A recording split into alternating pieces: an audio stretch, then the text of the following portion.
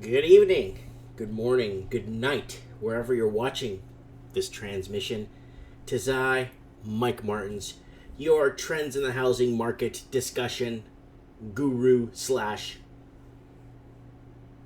in your face, what is going on guy. Today is the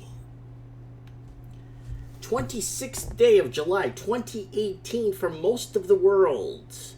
As the sun starts setting on the western hemisphere, the northwestern, you know what I mean, the western seaboard, it is I, Mike Martins, broadcasting from Merritt, British Columbia. And I want to invite everyone to join, to check out my eBay shop, and if you are on eBay, follow my shop. And don't forget to subscribe to the channel and check out what we got going on. Today is a very special edition. We got Mario DeCetti's we're going to be calling in a few minutes here on the show. Also, this is a very Jomo edition show. Jomo. Joy of Missing Out. Joy of Missing Out show. Jeremiah was a bullfrog. Was a good friend of mine. Never understood a single word he said, but I always help him drink his wine. Joy to the world. And joy to the people on the sidelines that didn't buy in this housing crisis. Joy to the fishies in the big blue sea. Joy to you and me. And today is trends in the housing market. So, you ever remember going to those parties you're kind of embarrassed to go to because everybody owns, and you're the odd guy out at the party that no one wants to talk to, or you just out of the whole discussion because you don't own, and you are kind of like segregated to the side in a way where you are not welcome. So everyone's celebrating Jomo all over the world. Jomo. We should get t-shirts made. Joy of Missing Out. And I'm very happy for especially a lot of the young families that really want to kick off and start a family and stuff. And then people are laughing at me. Yo, you're an idiot. Your house is going to go down in price. I don't care. I want my son to buy a house in 15, 20 years from now. I want him to buy his own place. Anywhere in this planet. I don't want it to be in a position. I don't want him to be in a position where he could he has to work 3 jobs to cover rent, right? So Jomo all over the world. Jomo is happening, and Walking Journeys in the comments section. And Jomo, Joy of Missing Out celebrations here on the Trends in the Housing Market channel. I'm gonna get Mario DeCetti's on the show in a few minutes here. So I got some really interesting articles I want to cover with you. Sydney and Melbourne drag house prices to first annual fall for 6 years. So the medium house price is dropping across the board because of Sydney and Melbourne. Canadian residential real estate investment peaked and is heading for declines. BC property buyers must give more details in measure aimed at tax evasion. Only one generation of Americans has fully recovered from the housing crash. Southern California home sales crash, a warning sign to the nation. Gen X rebounds, the only generation to recover the wealth lost after the housing crash. What's this? Impending baby boomer sell-off could cause a housing crash, experts warn.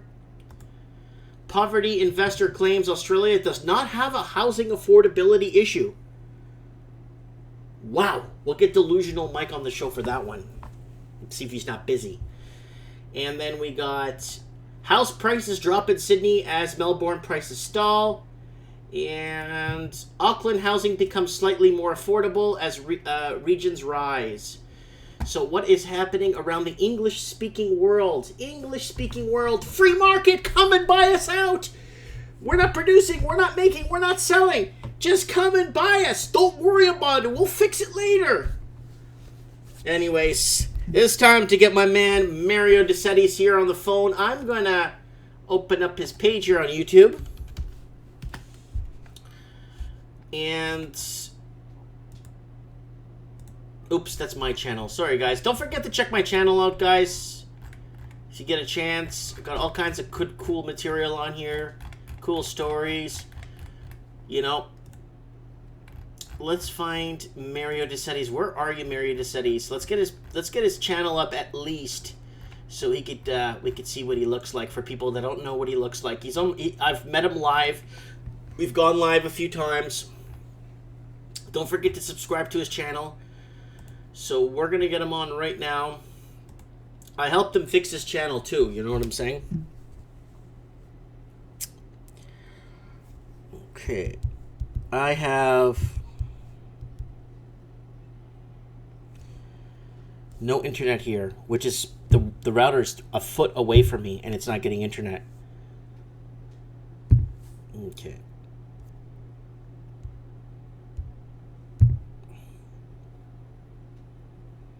So we could. Oh, he wants me to call him on his home line. So he just messaged me. I was going to call him right now. He wants me to call him on his home line. All right, calling right now.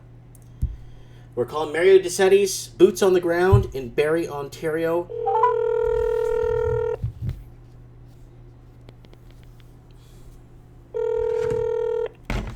Hello. Who the hell is this? It's the Lost Canuck. How are you? Hey, what's up, buddy? How are you? I'm doing fantastic. I'm very happy to have you on the show.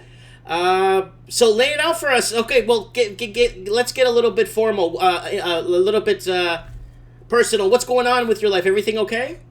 Everything's good. I was feeling under the weather, like I was talking to you yesterday. Had a little bit of vertigo, but it seems to be going away, fading away. Still not all gone, but it's all good, buddy. It's all good. Family, everything okay? Everybody's great, man. That's great to hear. How's the weather out there? Weather's hot, humid, sticky. We had a lot of rain that we've been asking for, and it's going to cool off, I think they say Friday. Good. How about you and the family, brother? We're all good here. We're all good. Kind of dry. We're just worried about forest fires, right? Because we're getting into fire season. Well, we are in fire season, but we haven't. Yeah, we had a problem up north in Ontario, Parry Sound, and that. They're still fighting fire up there. Yeah, there's usually 5-6 fires every summer up there, right? So. Yeah, it's getting pretty brutal. So what's happening? Okay, well, you tell me what's happening. Your boots on the ground on the East Coast, Barrie, Ontario. What is going on? Okay, right now, Mike, as the listeners can know, I was talking. I want to say hi to Steve, the plumber out there. Yep, 2-time world champion. Yep. Yeah. We've talked to him for a while, and we've been communicating, and he's been telling me some stuff. But I want him to call in later and tell you what he's been doing. I've been walking around with my wife at night, just going for a nice stroll here and there, and I find out that these homes have been sold a year ago to 6 months. They're vacant. Now, people could say, well, how do you know they're vacant? I'm going to explain something to people. They have to walk around their subdivision and see if the same lights are on every night. It's like there's a timer on. Yeah. So I went to 2 of the houses last night after I talked to you, and the actual hydrometer was moving very slow. So there's no activity going on. Now, you could have said it was just last night. So today I passed by, I knocked on the 2 doors, no answer, Mike. Yeah. This is at 6 o'clock at night when people are usually home at dinner. So I'm going to do the same thing and follow up on that. And the other thing I want to talk about, and you can check on your computer while you're talking or on the phone, there's a website. I don't know if you checked it out, the one they told you, Mongo. Oh, that's right. Hold on. Let me look it up right now. Mongo. Yeah.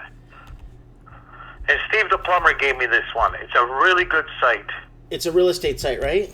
Yeah. It doesn't ask if you're real estate in that, so all our listeners can check it out, and it shows you what's listed, what they sold for. There's no hidden. You don't have to call anybody for this information. It's MONGO housing. Okay, I'm in it right now. It's asking me for your email and your information. That's it. Yeah, I'll continue with Facebook. Yeah, that's fine. I'm going to continue as Mike. Yeah, that's fine. Okay, so what am I looking at? Well, right now I'm here. You could pick a subdivision right now. Oh, City of Toronto. Okay, let's say Etobicoke. New listings. Yeah, so once you look at whatever city you're living in, let's say, oh, by the way, how are your parents, man? Good people, buddy. Good. Yeah, they're doing good. They're doing really good, yeah. That's great. Oh yeah, they're doing really good. Okay, so I'm looking at a house here. Yeah, and it'll show you what it's sold for or what it's listed at, and it gives you all the information you need. It's actually better than MLS. It looks really good. It says here it's got the real estate agents involved and the square footage and everything. Yeah. And, wow, property taxes. So I'm looking at this house on the Queensway. And it's $1.9 million, a 4-bedroom, 2-bath. And it looks like it needs a complete overhaul, judging by the outside of the condition of the house. Yeah, probably. Wouldn't be surprised. Yeah. So, wow. So the price changed. So there's price changes on here. I'm noticing that. Yeah, and that's what's happening. If you see it in red, usually this is what I'm trying to just get used to this. Mm-hmm. I think they made some reductions. So what happens is, let's say it says it's delisted, meaning they take it off the market, it will show it. It will show it's been delisted. Oh my goodness! That is fantastic because people have been getting away with doing that so much. Yeah, so now you don't have to be a real estate, you check it out, and it could tell you all the information. Wow, that's fantastic. I'm looking at it right now. So people jump onto this site. It's Mongo House. It looks pretty good. Let me go to another area here. It's very expensive, man. Holy smokes. Let me go to, let's say by, I don't know, over here. And everything's just in the millions, eh? Go to your parents' area, man. Go to Brampton. To see what it's going for there. Yeah, you could see everything there. How many times is it? And also, Mike, when I was doing it, I was checking out all the houses in my area, what they sold for. Mm-hmm. And I'll give you one. One sold in May. It was about 2,700 square feet. It sold for $780. That's the vacant house. One of them sold for $780. Okay. Across the street just sold last week at 2,500 square foot for $600 even. Wow. $180,000 difference. So when you do the comparables, you can see it, right? Yeah. And then people have to also understand, I was explaining to you yesterday, if you take we're actually paying more for a townhouse than a detached. Yes, because what's happening is the prices are going to start slipping, where you're going to start to see that the prices of detached homes are going to be cheaper than condos and townhomes. Yeah. And By the square foot, so people understand what we're talking about. Yeah. What you're paying per square foot. So a townhouse in Barrie right now, you're paying in between $353 to $360 a square foot. Wow. Yeah. A bungalow, you're looking at $310 to $325. Mm-hmm. A 2-story, you're looking at, listen to this, $290 to $310 a square foot. Wow. Hey, were you watching yesterday when I was looking at some houses for like $180,000, 5 bedrooms in the States? Yeah. And then I'd move there tomorrow if I didn't have kids, let me tell you. Yeah. It's and so people's mentality, people are scared of, Mike, there's no work there. What are you talking about? Mario, you know, and I know, we're the type of guys that make work everywhere we go. Right. You know? That's right. And we make work. Let's go to downtown. You can work for minimum wage with a mortgage like that, buddy. Yeah. And if you have a partner, if your wife works and you know what I'm saying? You're okay. You'll live okay. Yeah, you don't have to starve. I know a guy, his entire family works at the Home Depot. And they all have their own houses and their cars and everything. Yep. Yeah. Yeah, I know. So what is happening now discuss to us a little bit of what's happening with the reduction prices. Okay, so what's happening is a lot of these houses do sell, but what they do is they start dropping. So I know there's a house down the street that was listed at $640 in the beginning of June, and they end up selling it for $600. Nah, you say it's only $40,000, but they had to drop it. And I think what's going to happen now is with the new rates coming in, there's going to be another rate change. Mm-hmm. Probably looking at the end of August, beginning of September. And I think I sent it to you on your Facebook. Mm-hmm. The issue that we got right now, Mike, that no one's paying attention, they're all looking at this housing stuff, is the Sears Pension. Oh, yes. So why don't you explain it to us, what's happening with Sears? Okay, so what's happening is they're unfunded by $260 million, okay, in their pension fund. That's a lot of cake. Yes, so they're trying to save themselves $135 million so they can carry all the the pensioners to is 18,000 Sears Canadian retirees. Okay. Okay. So there's 18,000. So people got to understand 18,000 getting a paycheck every month from their pension fund. Right. Okay. So what's happening is they're short. So the remaining roughly 135 million is left in their account. But the problem is it's in courts because the company itself, when it claimed bankruptcy, they wanted to pay the everything off, not pension plans. They wanted to take it out and put it through the courts and say we have to pay the whatever, shareholders and stockholders, whatever you want to call it. So what's happening is if a person, man or woman, is getting $1,500, and I said this on my video, the first pension that's going to do it is right here. They are going to lose 30% starting August. Oh, man. I have the article up right in front of me. It says, Sears retirees ask court for retailers' remaining funds for pension deficit. Yes. And it's just it's exactly what you're saying. $135 million of former department store chains' cash help fund their pension shortfall. Yeah, so they're 30, and if you read on the bottom there, it says retirees will receive 30% less than their promised monthly pension benefit beginning August 1st. Yes, retirees... This is a sign. This is a sign for all pensions that are going to fall apart. Retirees will receive... an introduction. It says right here, retirees will receive 30% less than their promised monthly pension benefits beginning August 1st. The motion reads. So this is not good because... the people that did not buy into this crazy housing nut job are actually paying for it now through their pensions.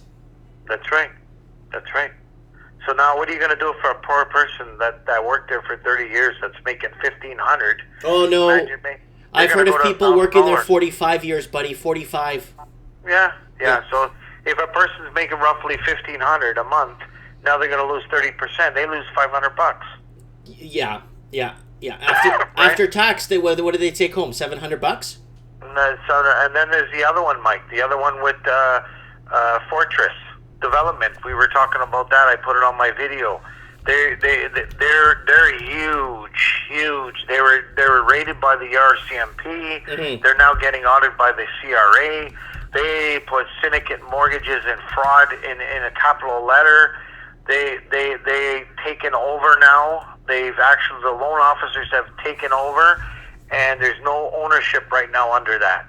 So if you look at the project that we had in Vaughan, they had the condos. Remember I was explaining to you the condos that they all sold out 3 years ago or 2 years ago, then they canceled the project? That's horrible. That's really bad, and then give people back their refunds. But if you bought and you lost money and you wanted your money back, they'll sue you. Yeah.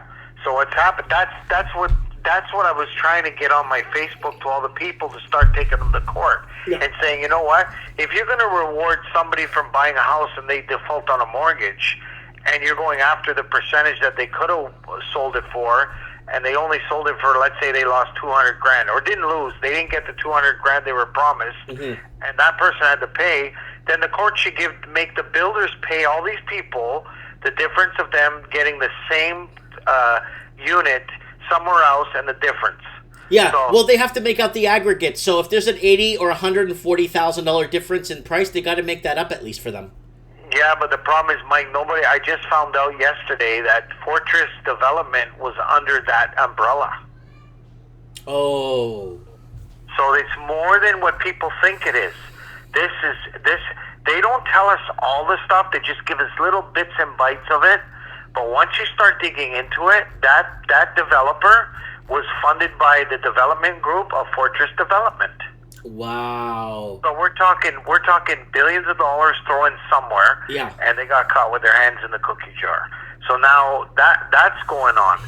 So that means whatever pension plan that's in this Fortress group, I am telling you right now, they're losing 40% or 50% of their every dollar they put in there. That's huge. That's pretty much their margin in any index they were working off, right? That's right. Correct. So today is it's official. I'm officially naming this day Jomo Day. JOMO. Joy of missing out. How do you feel that you missed out and didn't buy on this stupid roller coaster, Mario? Oh, I don't feel bad at all. No, you're supposed to be happy. It's called joy. G-O-M-O. Right. Joy of missing out. You missed out, Mario, but you know what? Hip hip hooray! You're not underwater. No. I told my wife that when we sold Mike, we put the money away and we're just waiting on the sidelines, and not trying to make everybody, sit back and think that we're winners. No, we've been like you. We've been in it so long that we understand that we have to see right here. Jeff O'Toole just sent a message to us, Mike. Yeah. Wow, Fortress was behind the 3 condo building in Vaughan. Yep, of course. Yeah. See, I told you, and these people don't understand. You should be having millions of people watching your channel, not just because of me, because of you. Because if you don't get this information out and you don't learn it, you're not going to be smarter than everybody else. And everybody's going to feed you the crock. The what you want to hear, what you want to see. It's like going to church and they're going to tell you a miracle's coming. Yeah, you're going to be baptized soon. Especially when you see the money start going out and then all of a sudden, boom. And we all know the banks are safe. They don't care what happens. Yeah, the banks, the taxpayers are going to pay them out. The banks, what they do is they hedge, right? So they hedge on the losers and they hedge on the winners, right? So it's like they're laying puts on the losers. So when they do default, they get the house, and then they could spit it back out on the market, right? That's right. And what about the new houses? I've been talking to a lot of guys in the framing. It's getting really slow here in Toronto and Ontario. So give us an insight on the job sites. What's happening? Is it getting liked? What's going on? Right now, I've talked to 3 big contractors in Ontario. They do roughly, I'd say, I'd give you a number, I'd be lying, probably 5,000 homes a year. Okay.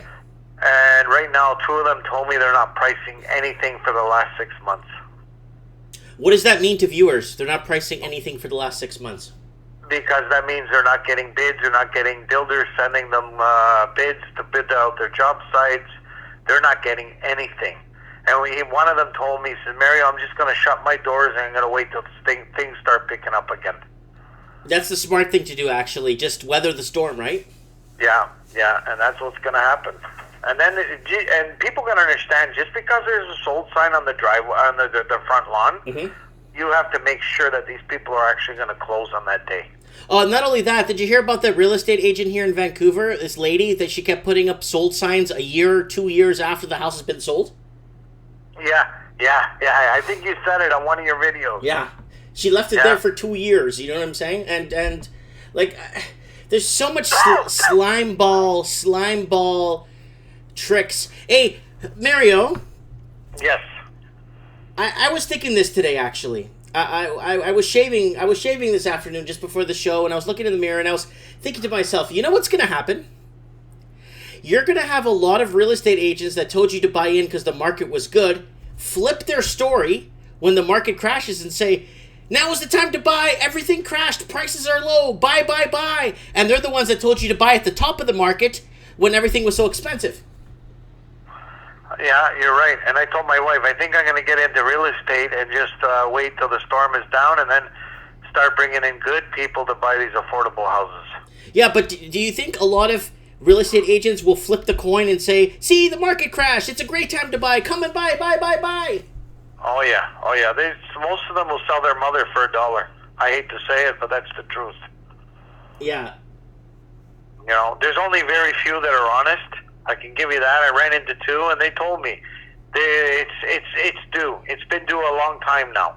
It's just due. And, you know, they hear that out of a real estate's mouth. It's amazing.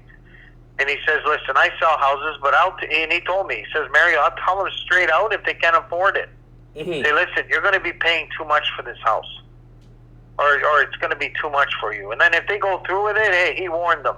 He goes, I could sleep at night. At least I gave him my advice. Yeah, and then people are that FOMO fear. FOMO's disappearing, right? Right now in Australia, it's fear of paying too much right now in Sydney. Sydney and all those expensive cities, London, and Toronto, they're now fear of paying too much. People don't want to pay too much for a house now anymore, right? That's right. And then now we're entering the fear, Jomo, joy of missing out. So, you know, Did you ever go to house parties? Not house parties, but family parties, when you always had that group of family on the side that owned, and they were just together, always, making fun of the people that didn't buy and all that? Oh, I get it now, buddy. I get it now. And I just sit back and I say, you know what? My day will come. Yeah. Just a patient game. Patient game. And this is Jomo Day, officially Jomo Day. Joy of missing out. So, that's right. I want to bring this up. How do you like the World Cup final? We never talked about it. I didn't even know France won till like 5 days after. Yeah, you're just like me. I couldn't even watch it. Yeah, I didn't even know they won. I had no idea. No idea they won. Yeah. Okay, I got a friend of mine here, Terenzio says, "Ciao, Michael. I'd like to know when the bomb will go off, when they crash the market and the news channels are scheduled to move forward with the process." Mario, do you think this is a timed event? Do you think they're waiting for it to go off when the markets crash so the news could kick off and start saying, yeah, this is happening, and yes, and Canadians will wake up to, a crash course on a crashed market? Yeah, I think my opinion is I think it's going to happen around September. But do you think it's timed, ready to go? Yeah, it has to go, Mike. It has to go. And this is unbelievable. Yeah. You ever watch the short, the Big Short, whatever it's called, that movie? Yeah. Okay, do you remember the guy that was in his office and he was just going nuts? He was just going nuts that his money was still paying out and he wasn't seeing no returns. Okay. Yeah. I know how he feels, and it's not about money. This is how I feel. When I'm looking outside and I see all this, people are still getting mortgages at banks and still doing that, but going back to our Canadian stock exchange and our dollar and our unemployment, it doesn't equal out for me. It just doesn't. Okay, Mario, we got one of our regular commenters here.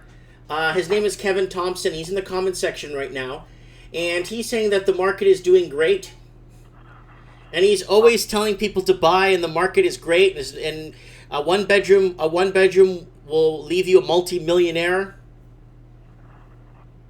And then I love what he put here. Stop hating on the market. Oh, I'm not hating on the market. I'm forecasting the market. I'm following the trend. I'm just telling you what's going on. What I see is happening in the market by watching the bond markets, watching where gold is going, watching the futures market, watching the stock market, understanding what's happening in the housing market. It's not just the housing market. You have to factor in inflation.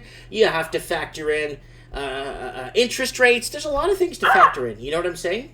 Yeah, that's right. But is this guy a real estate? Kevin Thompson? Yeah. Kevin Thompson, I'm not too sure who he is, but he's always on the chat every time I'm here, and he's always asking people to buy.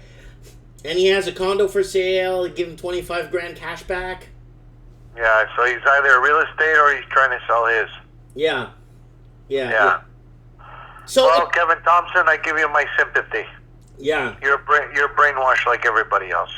So Mario, let's move forward here. What is so you're forecasting for September, and do you see a condo crash first, or do you see just an outright all around crash? Because usually what happens is you start seeing the pre-builts fall apart and people walking away from deposits.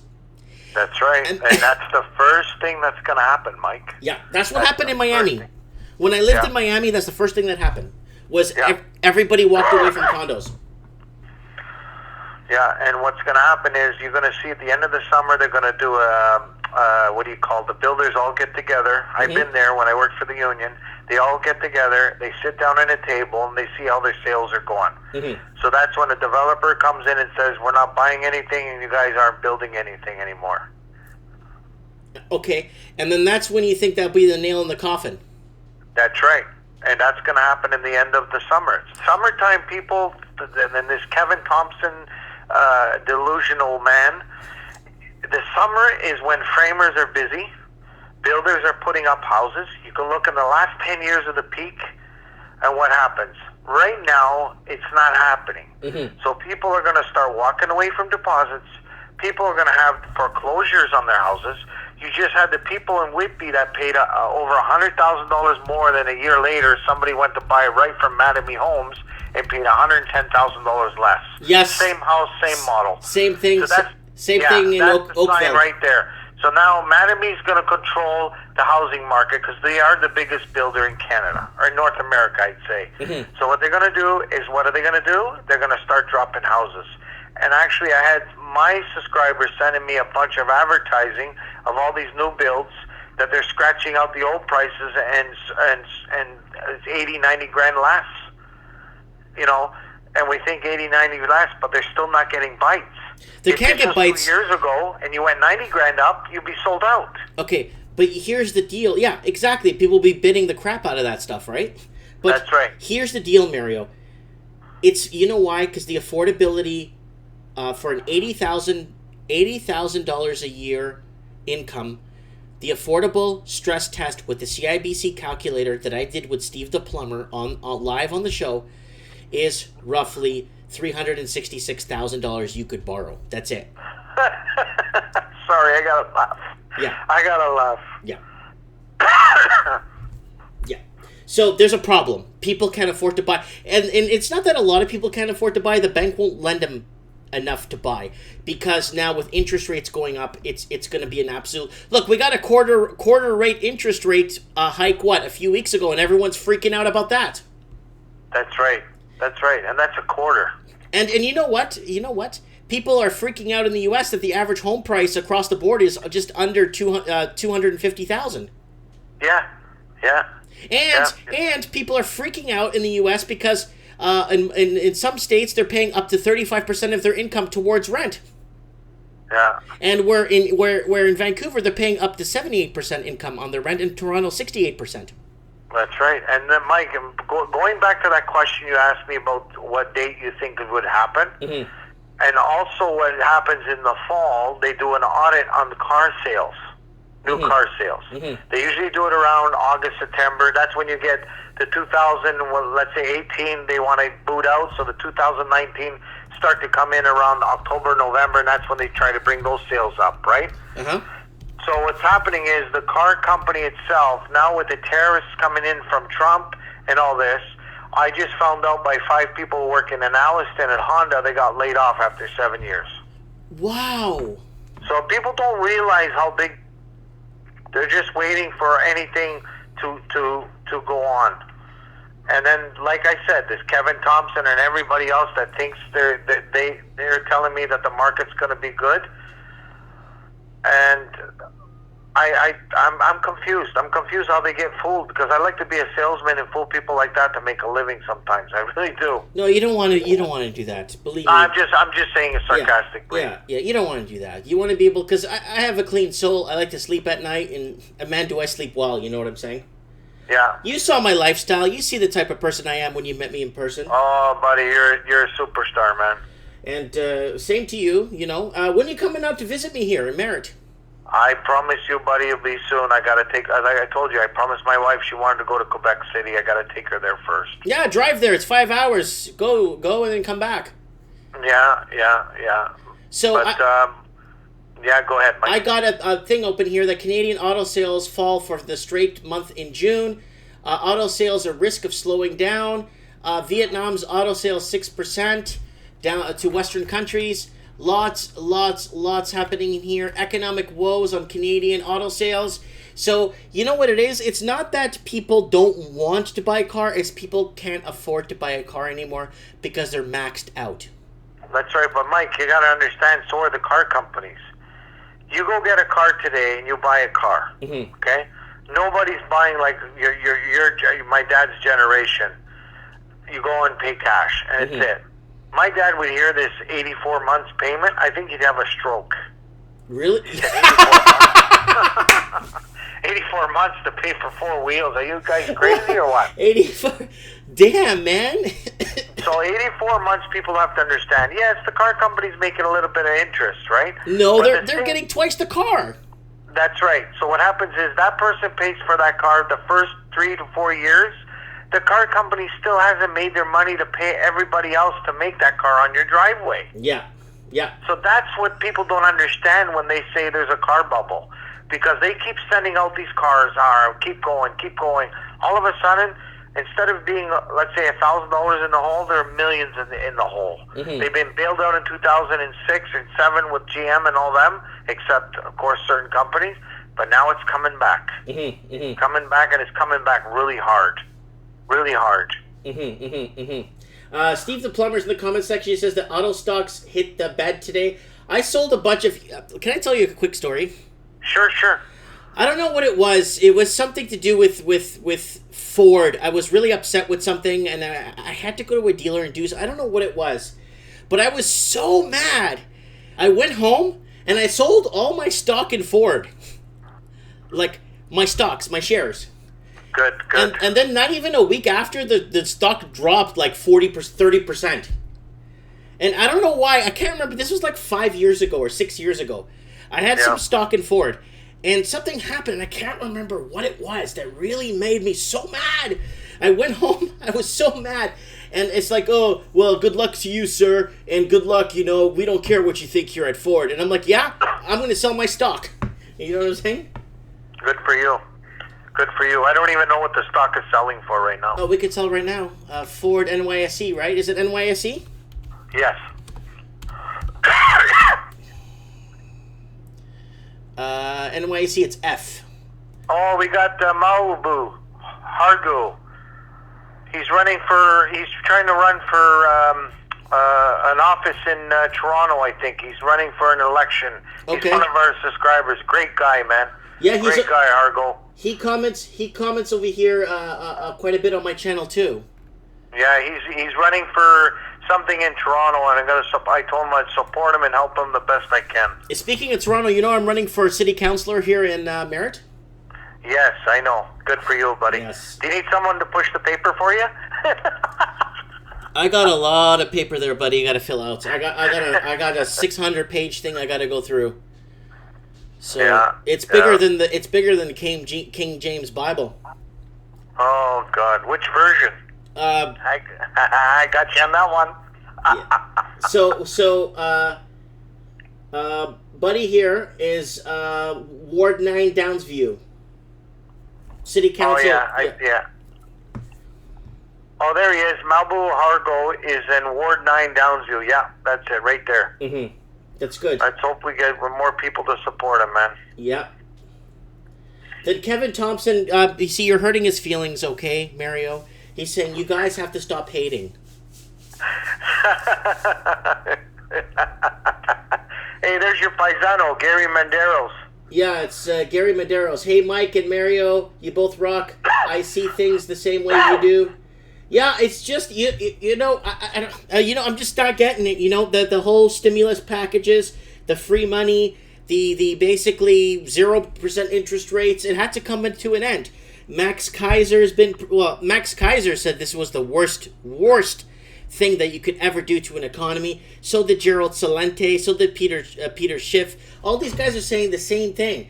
Stimulus package, stimulus is really bad because it causes consumer spending and it causes a bubble that cannot be contained.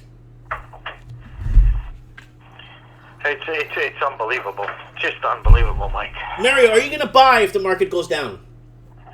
Oh, I'll buy, yeah. But I want to buy it that I know, number one, my employment is there, that I can support my family, even if I had to take a minimum wage job, because I'm going to be very careful and cautious. Mm-hmm. And I got a lot of guys on our channel, your channel, my channel. They're in the same boat, and they get the jitters and why don't owning. Like you said before, Mike. Owning a house is not something you want to sell in 2-3 years. Owning a house, you want to grow your family. You said it perfect. Lay roots. Get the roots.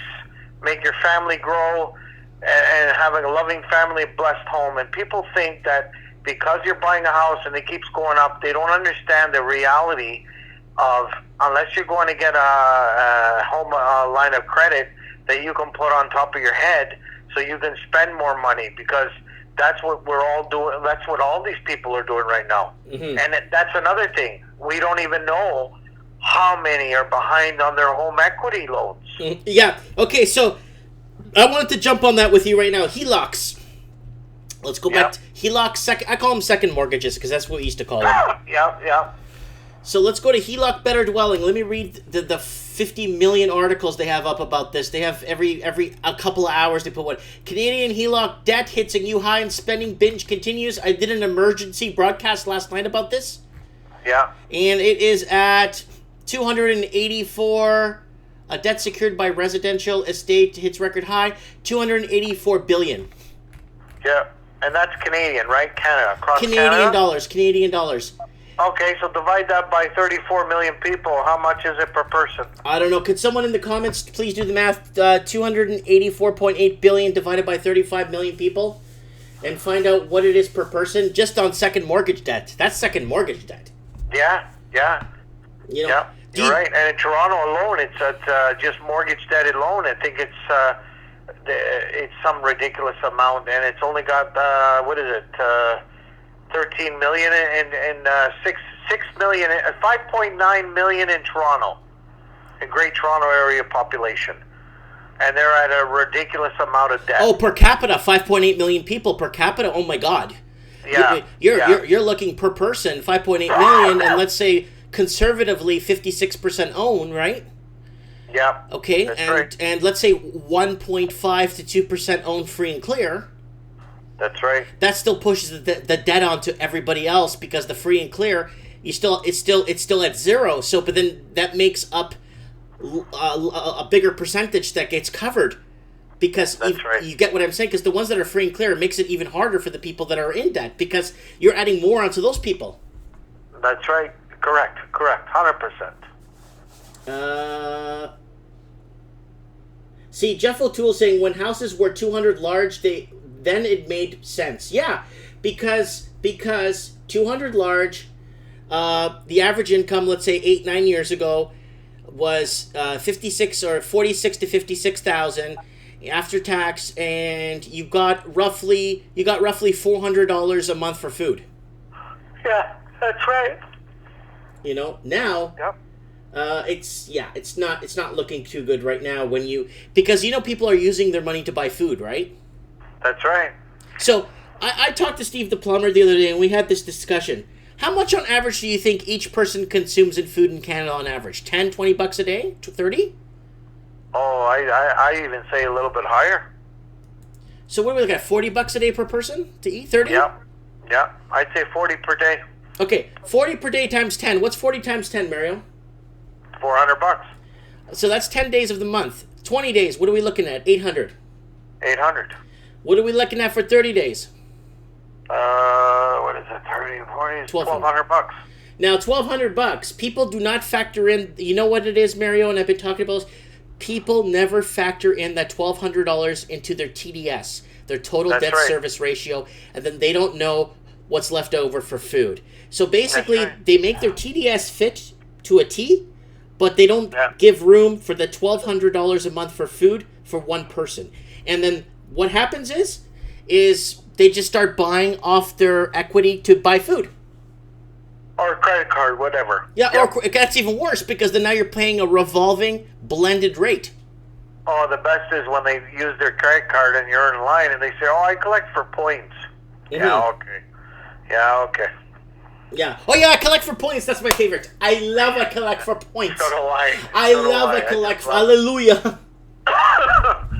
Yeah, and I was talking to... Actually, I wanted to say this, too. In my area, they have what's called it's called Friday Harbor. When they started going up, Mike, they made a beautiful area. Like, it's right off the water. There are these big not big, they're condos there. They're going for about $1 million, okay? And they put the docks right at the backyard so you can put your boat, lift it. It's for the rich people, the elite. Yeah, intercoastal. Anyway, yeah, they've been selling it to a few people here and there. So I ran into a bank manager that I guess I did work for him once. He knew me, but I didn't know him. And I was telling him about my channel, and we talked. And he said to me, "Mike, that Royal Bank did not put out mortgages there. And I said to them, why wouldn't you guys put out mortgages? Because what they're selling for and what the bank thinks it's worth are two different things, he said. Mm-hmm. So you have to outbuy it. There's no mortgages there. Oh, so you have to buy it outright. Yeah. The banks will not give you a mortgage of what they're selling it for. You know what's good about that? It's that the ownership will be there. People will be there. Yeah. That's what I said to him. I said, so in other words, you're not going to get investors. He says, no. We're going to get, and he even said to me, that's a good point. He says, we're getting people that are actually coming up on the weekend or staying the week and leaving. Some bought over here to live, but they're the cheaper ones, but they can get mortgages because they're worth that. But he said most of them, you cannot get mortgages. The banks won't give you a mortgage. Okay. Unless you put down $700,000. 700 large. Hey, I got Steve the plumber in the comment section. He says, Mike Martin's Do It, Bud, Google it. Steve, what do you want me to Google, buddy? Can you tell us? Sorry, I was in conversation here with Mario DeSettis. I need to know what exactly, Steve the plumber. Can you please tell us in the comment section exactly what it is you want me to Google? Yeah, we also should say, Mike, a special hi out to Andrew Clark, that Facebook he started. Andrew, a Facebook page? Yeah, the one with the Toronto housing crash or whatever it's called. Okay. Steve the plumber wants us to look up Kevin Thompson Oakville. Yeah. He's a real estate. Watch this.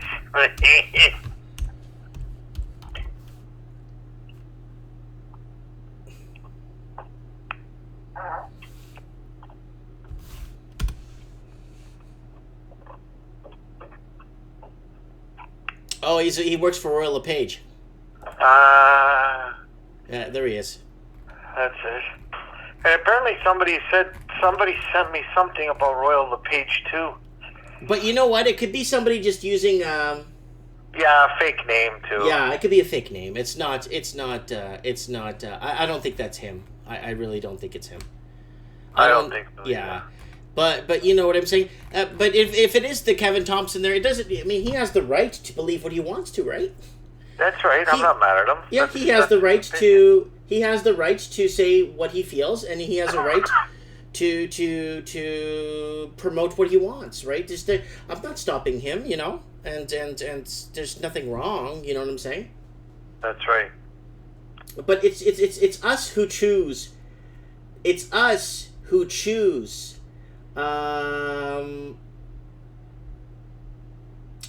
It's your choice who you choose to listen to or believe, right?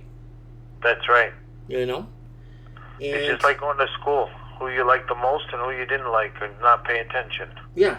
You just believe in who you want to believe, right? I mean, it's your choice. It's freedom of choice, right? And we still have that here in Canada, which is a good thing. And until things start changing, and I'm not allowed to talk about housing anymore, and you know, and you're not allowed to talk about pensions and housing anymore, and you know what I'm saying? And that's right. And then we don't have freedom of speech anymore. Yeah, we don't have freedom of speech, and then we don't have a way to, you know, convey our ideas, and everything's got to be done a certain way, and we don't want that here in Canada, because there's a lot of people, you know, I don't know if you've been noticing this, Mario, but in the last, and they've been covering this up a lot, you know that a lot of the Italians, the Portuguese, and a lot of the Greek, you know, they've all been moving back to Europe in huge numbers? Yeah. They've been moving back in huge number, and they're taking back their country. They're actually going there, they're buying land, a lot of them are working the land, a lot of them are going back to the roots. I'm not joking, Mario. I know. There's a lot of articles that are on the down low, right? That a lot of people are going back to European countries and starting to slowly take it back. You know what I'm saying? That's right. It's different. It's a different lifestyle there. It is. Once you go there, Mike, you'll enjoy it, and you'll never look back. You get to live your life the way you're supposed to live, not like here. Yeah. It's just crazy, man. I just sent you something, Mike. It's from Sishin. It's about Royal LePage. One of my subscribers has been sending me a bunch of stuff, interesting articles. I sent it on your Facebook. You did? Yeah. Facebook. What's the article called? Post price declines in second quarter of 2018. I think I read that one. Yeah, and there's another one by Canadian Real Estate Magazine. I'm just punching it up now. It's from Alessandro. I gotta get his name here. I think I read this. Yeah, roll a page. Greater Toronto Area Real Estate Market Post Price Declines in second quarter of 2018. Yeah, if there's a better dwelling article that basically goes into the same. What about the Canadian Real Estate Wealth? Don't let housing policy dent GTA economy, warns realtors. Did you read that one? Nope. I'm going to send it to you right now. Give me the title again. The actual thing is called Canadian Real Estate Wealth. Mm-hmm. Let me go back now. What the heck happened here? I screwed it up. Give me 1 second, buddy. Canadian Real Estate Wealth Magazine? Yeah. Here we go. I'm at it right now. Yeah. There's an article. Toronto markets in Ontario see an accelerated home price growth. Kitchener, Waterloo, Cambridge numbers defy as trends set of Ontario's largest housing market. Calgary is still one of Canada's most desirable affordable hubs. And don't forget Montreal, PEI, and Nova Scotia, right? That's right. And Halifax. This is funded by the so-called real estate, I guess. Of course it is. Of course it is. So they're going to give you the fake news. Yeah, I love fake news. Whatever they tell you is the opposite. That's right. That's right. So they're just telling people, and who knows how many people are trying to get these mortgages through the B lenders and A lenders. Oh, B lenders, you didn't want to go there. Did you see that article, the short clip I had about the guy paying 10% on $1 million mortgage? No. Oh, 10% on $1 million mortgage, people. That's $100,000 a year in finance charges. Jeez, Murphy's, man. Yeah. So hold on. Look, see, everything is the opposite. Watch this. This real estate wealth. News. Real estate in the U.S. cities is expected to appreciate 35%. Wrong. Real estate in U.S. cities are actually going down 15 to 22%. So it's the opposite. So whatever this says. So right now, non-Toronto markets in Ontario see accelerated home price growth. Wrong. Prices are declining. Then it says here, Kitchener, Waterloo, and Cambridge number defy trends set by Ontario's largest housing market. Wrong. They're going down. Calgary is still one of Canada's most desirable affordable hubs. Nope, it's not that desirable because the oil isn't doing that well. And is it affordable? I still think it's out of reach with the price wages that are getting, the jobs are offering out there. There's no jobs there. And then in focus, inside cutting edge development. Okay, building a win-win for purchasers and residents. That's a lie. That's saying building a lose-lose for purchasers and residents. So everything is just the complete opposite of what this thing is saying here. Yeah, and that's Carmen de Sandro. He's one of the guys that sent me all these articles. Thank you, Carmen, wherever you are, buddy. Yeah. So this thing here, Mike, is I know in Vancouver. I wanted to ask you, what are you paying at the pumps right now? I think it's $1.49. Okay, so it went down from $1.60. It was about a month ago. Oh, right? I think gas price in Vancouver is that much. Let me see here. Gas price Vancouver.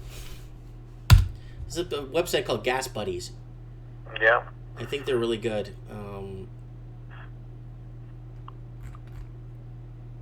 Long weekend. This is old. I'm just trying to see what it is right now. Yeah, that's fine. June. Oh, there's a little thing here that shows you all the whole. Okay, let's see. Gas prices. There's nothing for July, buddy. Everything's from June. Yeah, they go a month before. I think it's at $1.58. I think $1.54. Yeah. So you're paying $1.58. Yeah.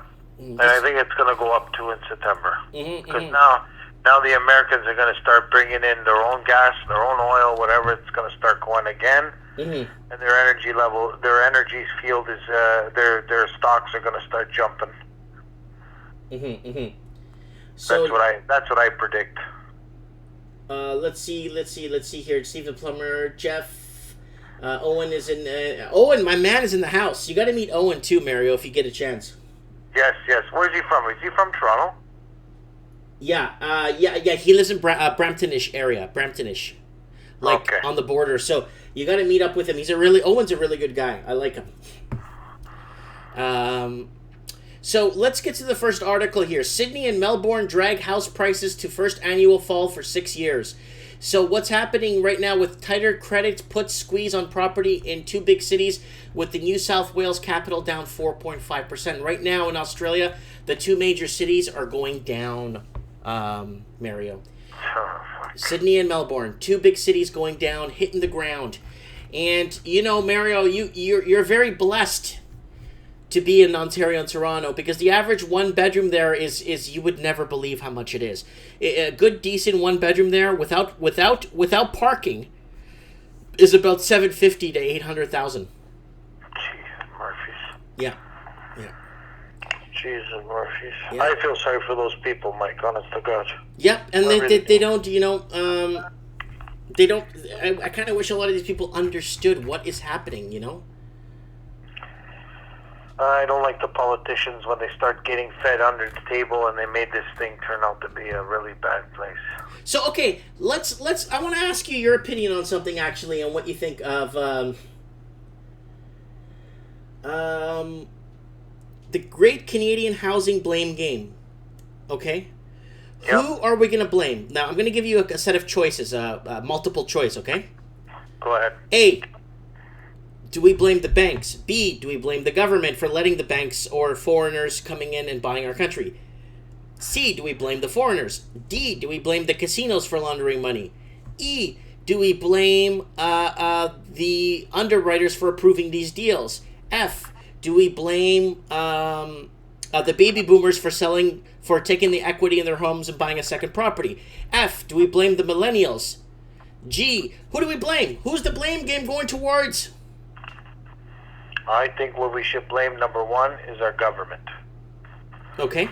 The government are the ones that stimulate the economy, stimulate people, put them on the right track, keep our employment strong, keep our trade strong, our export, imports. The problem is they've been bought out for so many years. The last 20, 25 years, it's gotten really bad. We have the Liberals that, especially in Ontario, when they ran the provincial,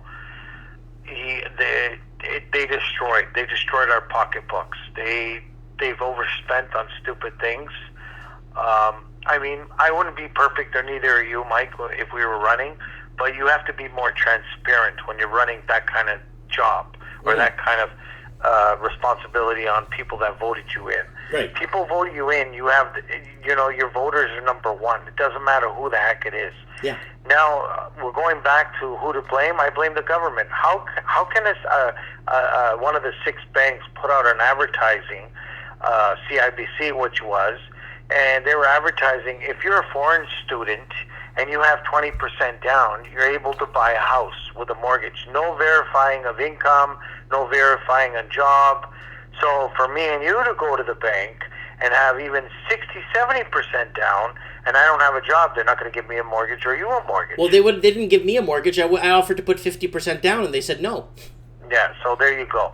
So I blame the government for not monitoring it better and actually hiring, you could say, a security security system that people would monitor banks and how much they're going in and who's buying all these homes. Now you're seeing the first time in Canadian history, in Ontario alone, now you have to tell the CRA if you sold your house. I don't know if you know that. So now you have to tell the actual tax government section, which is a third party of our federal government, that when you sell your property or home, you have to tell them that you sold it. It doesn't mean you're paying, but they know on record that you sold your house. Shouldn't that have been put in law since the time of Moses?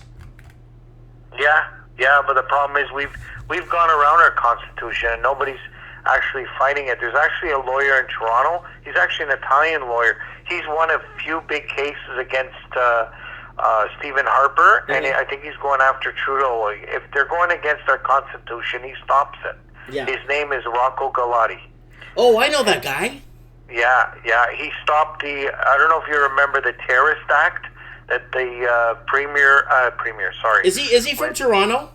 Yes, he is. Okay, I know this guy. I actually know this guy. And he's probably one of the best guys. If somebody needs a really good lawyer to fight anything with Constitution or government, I recommend you guys using that guy. That guy's like a pit bull. He knows every law, everything. But anyway, I've been reading a bunch of his stuff, and, you know, it's unbelievable. You had the Liberal government that pushed it down our throat, that he made a deal in 2016 with the banks. If we default on our mortgages, the taxpayers are going to pay the debt at the end of the day. Yeah, it's called the bail-in bank. Yeah, it's bail-ins, but that's horrible because a lot of people that have their savings and a lot of people that have their pensions didn't buy into this craziness. Now they're paying. Now they got to pay for it. Yeah, and look, one of your comments says, I disagree, blame the banks for cheap money. First of all, cheap money, people, is good in one way and bad in others. It would have kept the economy going where we are now because people start bringing in more work here. That's fine. The problem is how we use that cheap money. If we're buying property and people are buying 5, 6 houses, yes, you're absolutely right. But that's the government. Government implements a law and says, okay, you own a house, you buy another one, you're paying 40% when you sell it. I think they're doing that in France, or I think they're doing that in Italy. I don't know where, but they're doing that somewhere. Yeah, they're doing that in Italy too. Yeah. Look at for an example, Ronaldo's going to Juventus. Mm-hmm. So as they're paying him $30 million, they still got to pay the government $30 million on top. Yeah. Yeah. See, but that's the problem here in Canada. You got a guy coming over here, doesn't have no legal papers, no nothing, and all of a sudden, boom, he buys a house. Then he goes and buys another one. But it's not the guy, Mike. It's not the guy. It's a pyramid. Mm-hmm. Somebody's just the front person, and there's people behind it. Like you said, it's dirty money. Mm-hmm. It's dirty money at the end of the day to hide it. So they open up an account, they open up a business, and they give out mortgages. So all this mortgage money has been used, and it's making money on dirty money. Exactly. And that's what and like you said, at the casino, same thing. Mm-hmm. I'm going to ask for Steve the plumber if he could call into the show. Steve's got my phone number. Steve, are you there? Are you still watching, buddy? If he could call in. And, Steve the plumber, Mike Martins, did you see the BNN article about the new BC regulations people are buying? Yeah, it's right here. BC property buyers must give more details in measure aimed at tax evasion. I mean, that's like right. I said, a lot of these people, a lot of these laws should have been put in since the time of Moses, and they weren't. And then now we're paying for it. You know what I'm saying? Yeah, now they want to show how much of a hero they are by putting this thing now. While your boat is sinking, but let's make it stainless steel instead of wood. Yeah, or let's put an alarm in my car because my car's got stolen 3 times. Yeah, exactly. Yeah, so now let's put an alarm after it gets stolen 3 times, and now, we take measures. Yeah. You know, and then you had the MP of Alberta. She really stuck out for her people, and she was, I don't know if you saw it on Facebook, she was really ticked off with Trudeau and what's going on with the borders. Oh yeah, we're not protecting our sovereignty, we're not protecting, but that's a trends in that is a Rants and Lifestyle show we should do together maybe in a week or 2 on a Saturday night. Yeah. Oh, Steve wants to know if he calls, am I going to be on the call? Well, I don't know how to do 3-way calling on this damn thing. No, that's okay. Let him call, he's got to get his say in, or else he's going to have a hard day at work. Yeah. Anyway, Mike, it's been a blast. Yes, Mario DeSetti's, here's his channel right here, guys, The Lost Canuck. Guys, don't forget to subscribe. And, hopefully he'll be visiting me soon. Take a break from this hostility that's going on in the province of Ontario. Yeah, you got it, buddy. You have a good one. Say hi to the family. You too. Give Antonio and your little one the fist. Yep. And we'll talk, okay, brother? Okay, brother. Have a good one. Have a good one. Good night. You too, brother. Ciao. That was Mario DeSetti's, guys. Don't forget to subscribe to his channel. He's really good at feeling out the markets, feeling out what's happening with he's more of he's very looking out for people's pensions and protecting people's, giving people. So Steve the plumber, go ahead and call in, buddy. You know my phone number. I'm not sure what phone you want to call from, but hopefully it's a landline so we can get you nice and clear. I hope he calls in, Steve the plumber. I don't know where he's at. I hope he's finding a quiet place to talk. But that's Mario DeSetti's right now, guys.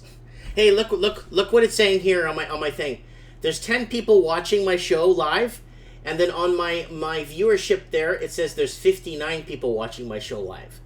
So it's saying 10 watching here, and there's 59 watching here. On my other side, you can't see my back end. So they always make it look like, oh, I love this. Married girls won't let you get bored. I love these pop-ups here I'm getting now with Clip Converter. Damn you, Clip Converter. So there it is, Mario DeSetti's. So I'm still waiting for Steve the plumber. I got reception here. It's good reception. So let's continue with this. Canadian residential real estate investment peak and is heading for declines. July 25th, peak Canadian real estate investment is behind us. Okay, well, it's behind us. According to another indicator, Statistics Canada StatsCan numbers show that residential investment and percentage of gross domestic product GDP is moving lower. Taking a dive through the unadjusted data, we can see the trend is primed and head much lower soon. Sorry, guys. What is residential investment? Residential investment is how countries measure economic activity related to building residential homes.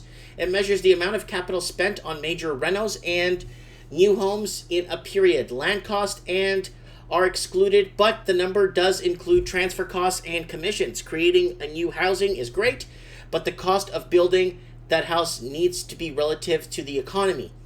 Economies focused on homes tend to become flat. Oh. Hello? Hey, Mike. What's up, buddy? What's going on? Okay, guys, we got Steve live. I'm just in the article here. I'm reading here. Canadian residents... Finish up. No, it's Canadian resident real estate investment peaked and is heading for declines. Lower the volume on this so I can hear myself talking. And You can hear me talk? though I could hear myself in the background talking, I'm not sure if the volume's up on your TV there or your computer. I don't hear it anymore, so it's good. So residential investments fall to slowest growth since 2013, people, and Canadian residential investment per quarter. So this is what we're looking at. This is a graph here showing the residential investments as percentage by GDP, and showing at the end of Q1 of 2018. And it represented 7.6% of GDP, which is a lot. And then residential investment as a percent of GDP, Canada, US.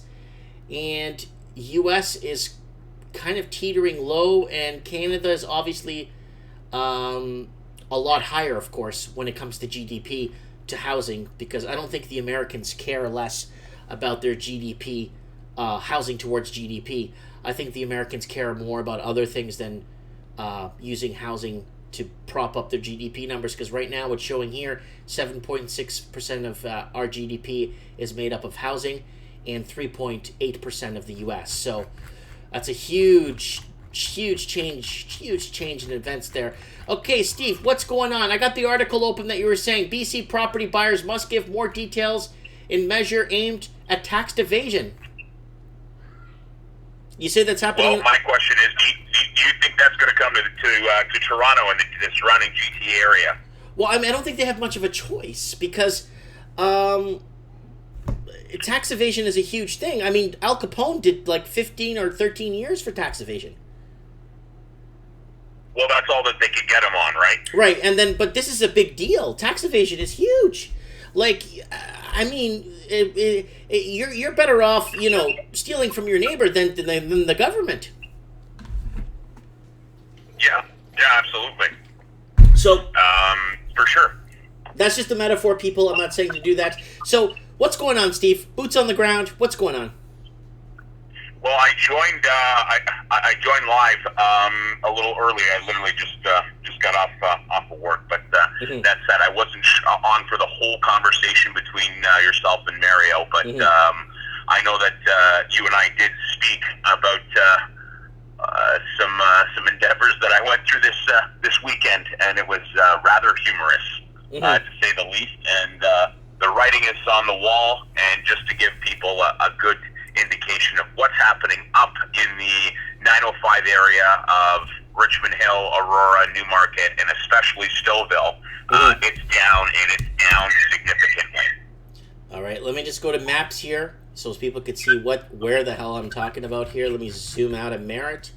Let me head to the 905 area so you guys can see and give you guys an insight of what he's talking about. So what are we looking at here?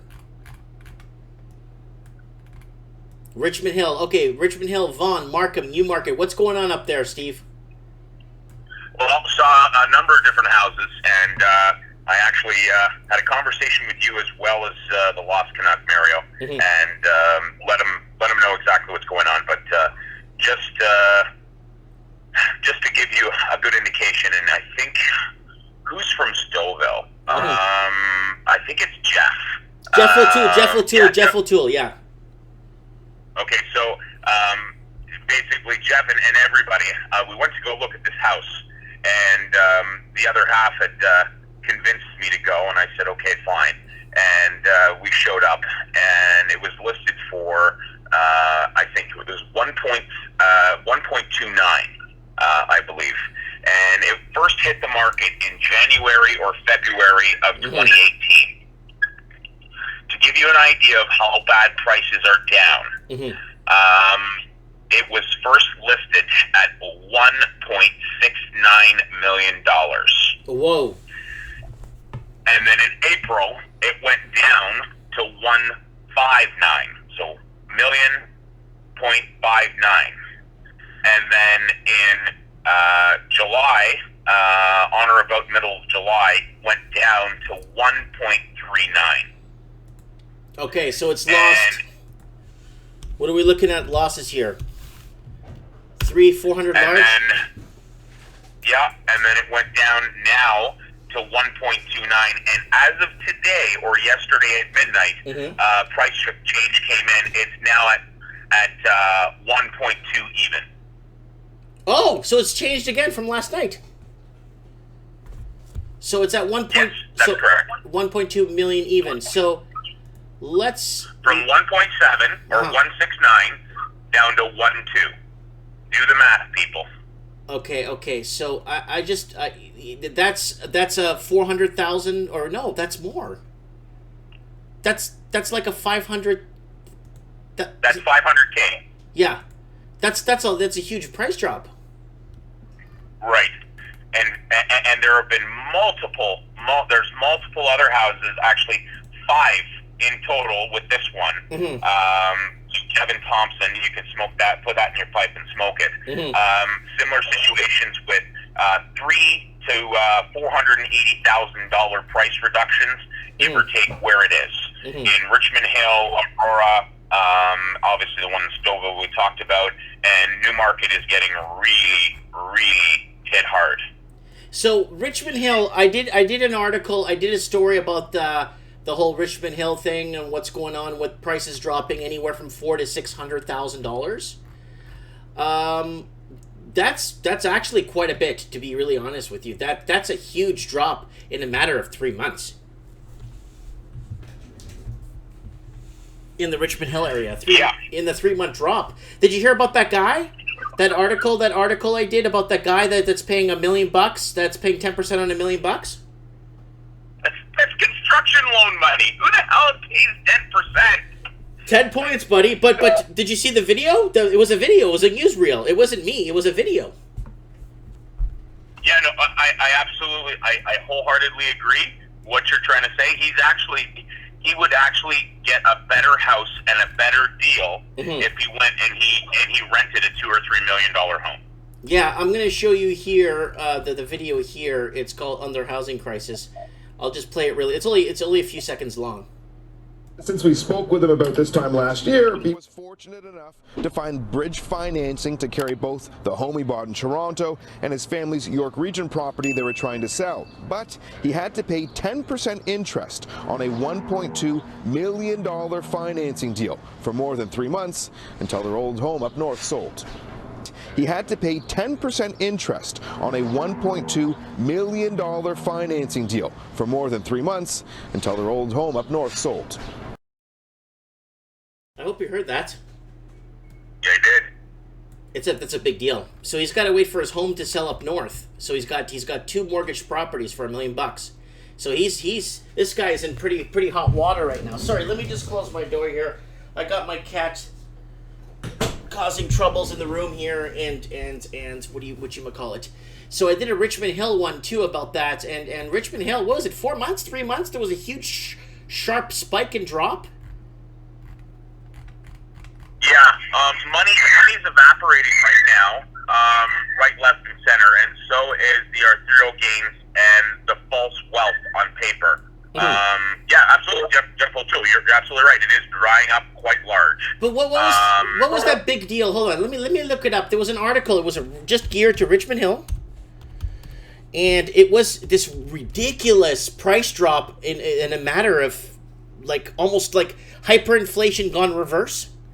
Richmond Hill housing. Let's see what happens when you put housing crash and see if anything comes up. House prices in Richmond Hill hit hardest this year, right there. So this is one here. Yeah, Richmond Hill. Richmond Hill prices down 6% over the end of 2017. Let's see about that whole drop. The average house was going for, I read this article, it was going for like 1.3 million, and then it's only sold for 700,000. Wow. Yeah, I have it here somewhere. I remember reading that, and I remember actually making one story about that.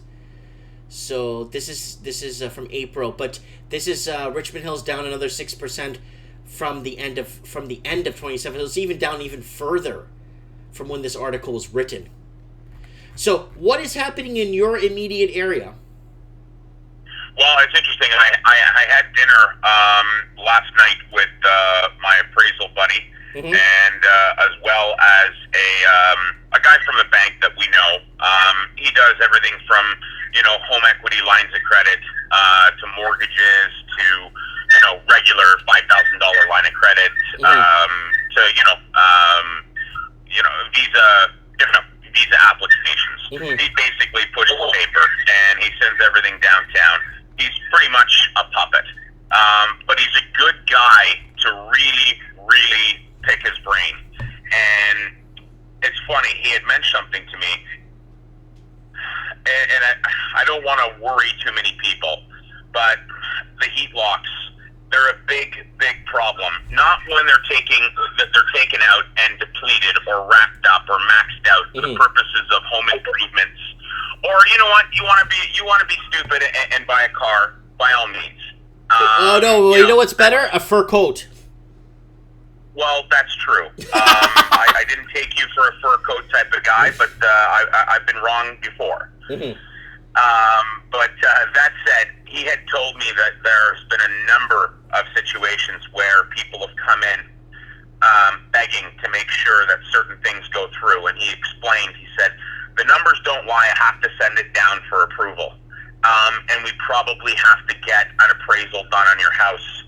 And he says it's happened on more than one occasion, and it's increasingly happened where people are actually saying they really need to get it done because they not only have to pay their day-to-day bills to stay in their house, they actually don't have any money for food.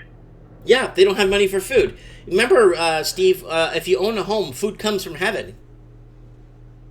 Yeah, absolutely. I'm being sarcastic, people. I'm being sarcastic. Because me and Mario were talking about this. You're looking at about $1,200 a month on average, and that $1,200 a month for food needs to come from somewhere, and they're not including it in the calculation of the TDS, calculation. And the food per month is more than your home insurance, is more than your car insurance. So why aren't they adding food into your TDS?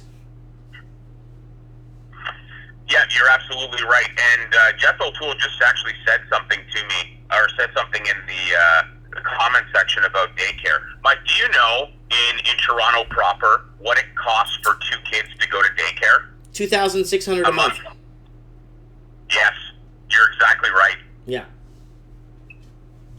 $2,600 a month. I know one person that's paying $3,100. But anyhow, there's more to that story. It's absolutely insane. what the average person makes a month in the city of Toronto? Average, like across the board benchmark? Yes. 2,755. Net.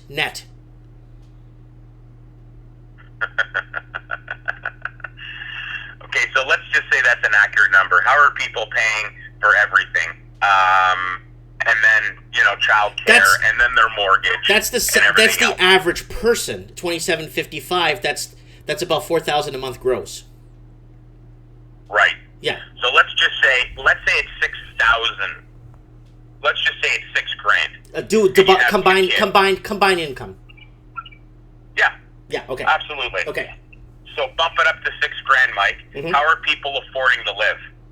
They still can't. Unless they do what that guy did. I don't know if you remember this. One of the trends in the housing market I did a few weeks ago, where the guy lives in Mexico, in Tijuana, but he drives every day to San Diego to work. Are you serious? Yeah, I haven't. I did a whole video about this, and I played the whole video from the news coverage of it. And the guy's living in Tijuana. There's about 30 to 40,000 Americans now living in Tijuana, Mexicali, Juarez, those cities, and commuting every day to the United States. Some people walk, because some people walk across and go to work and stuff. And they're doing that. And a lot of people live in Mexico, and they come across to the United States to work. Absolutely. Yeah, I that's too funny. The Lost Canuck Mario, Steve, Blood Moon. What the heck are you talking about, pal? Blood Moon 28th. What does he mean, Mike? I don't know what that means. Blood Moon on the 28th. It could be a biblical term where there's a blood moon every couple of quarters, or every other fifth or sixth quarter. There's a blood moon in the sky where the moon looks like it's in blood, and it's more of a biblical thing that something bad is going to happen. I'm just kind of guessing. Yeah. Okay. Yeah. I guess. I don't know. I would Google it, but I don't have an opportunity to do that right now. Mall Video is saying condos are being built like crazy in Tijuana. All right, let me find the article again. So, guy works in San Diego, but lives in Tijuana. Lives in Mexico. Works in Mexico. Works in California. Yeah, it happens all the time, right? Mall Video. End time sign. Okay. Yeah, it's an end time sign. It's what it is. It's like a biblical thing that's going to happen, right? Right. But there's so many videos. There's so many articles here. Americans are coming to California from Mexico. Okay, that's something else. News. Oh, God. Entrepreneurs in fight. I want to find that article. That was really good, and I had a video with it, too. Yeah, it's about... Kevin Thompson, I'm not afraid to get into the market. I'm just not a fool. I just got out of the market. At the right time. I got out, and I did at the right time. Mm-hmm. And for what it's worth, if you knew my story, you'd be doing cartwheels naked down the QEW yourself. Mm-hmm. Yep.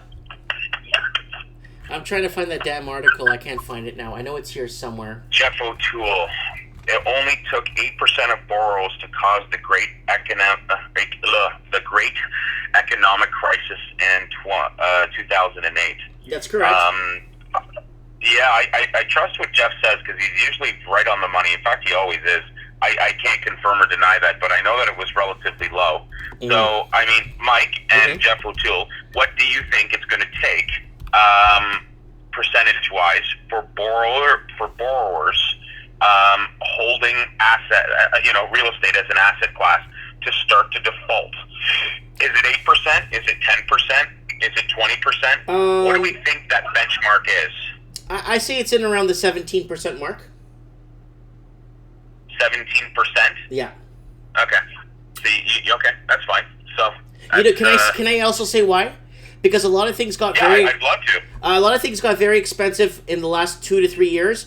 that a lot of the pensioners and baby boomers that are living off these measly paychecks can't afford, and they'll start defaulting with them too. Okay. Now, Jeff O'Toole says less than 5%.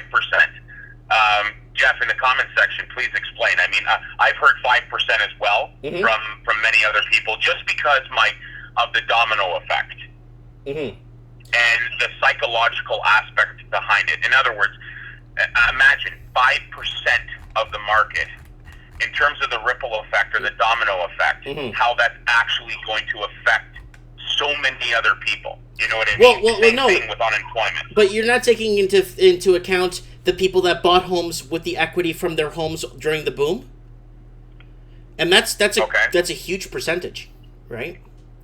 And not a huge percentage; it's a pretty big percentage of people took equity and bought homes for their kids and grandkids.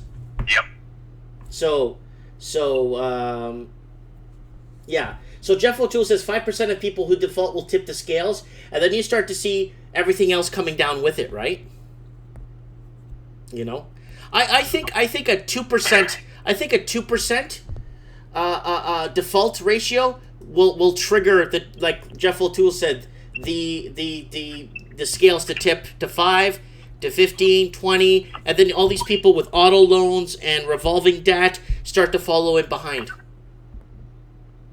And student loans. Absolutely. And another thing I wanted to just touch on, as I had dinner with those two guys the other night, the guy from the bank and the appraiser, they gave me some inside information on where the A lenders are kind of sort of trying to place their bets on, you know, not so much defaults, but the more secure aspect of things. So as soon as you have about 40% down payment or greater, you're put into a different tier. However, with that said, they're very, very, very concerned about these detached houses within the Toronto proper and the surrounding GTA area.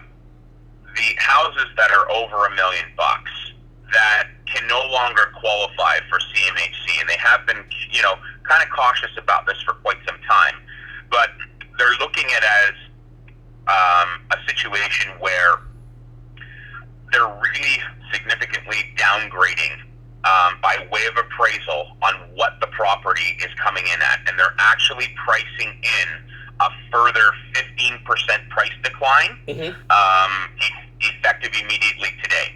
So if they go out, so if my buddy goes out and does an appraisal, and he doesn't, he's basically mandated to go in very, very cautiously and use the 10-15 under rule, as they're calling it. Well, you have to, because when you look at comparables, you're going to start seeing that it's not just the house he's appraising, but it's the guy across the street and the guy 2 blocks over.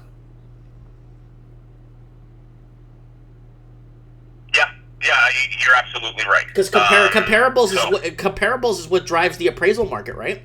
How long has it been on the market, and then how much are they asking for? How many reductions has it had?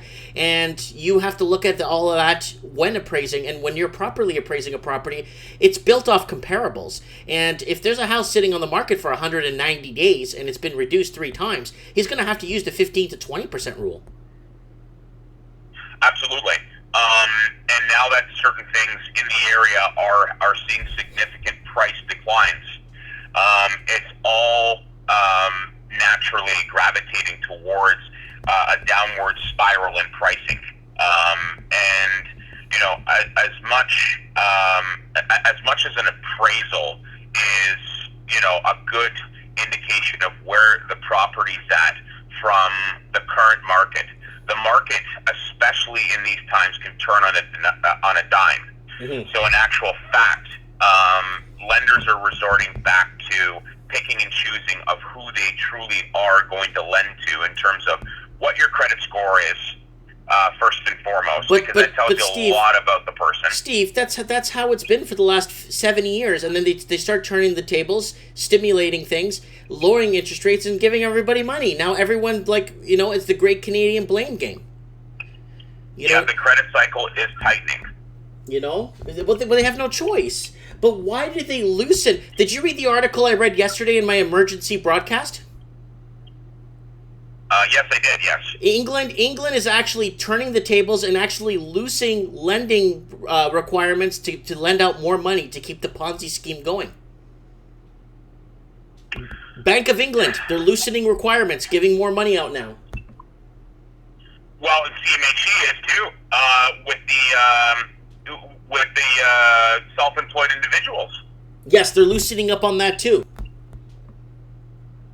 It's actually quite funny. If we peel back the layers, Mike, let's say you and I are rolling in cash, okay?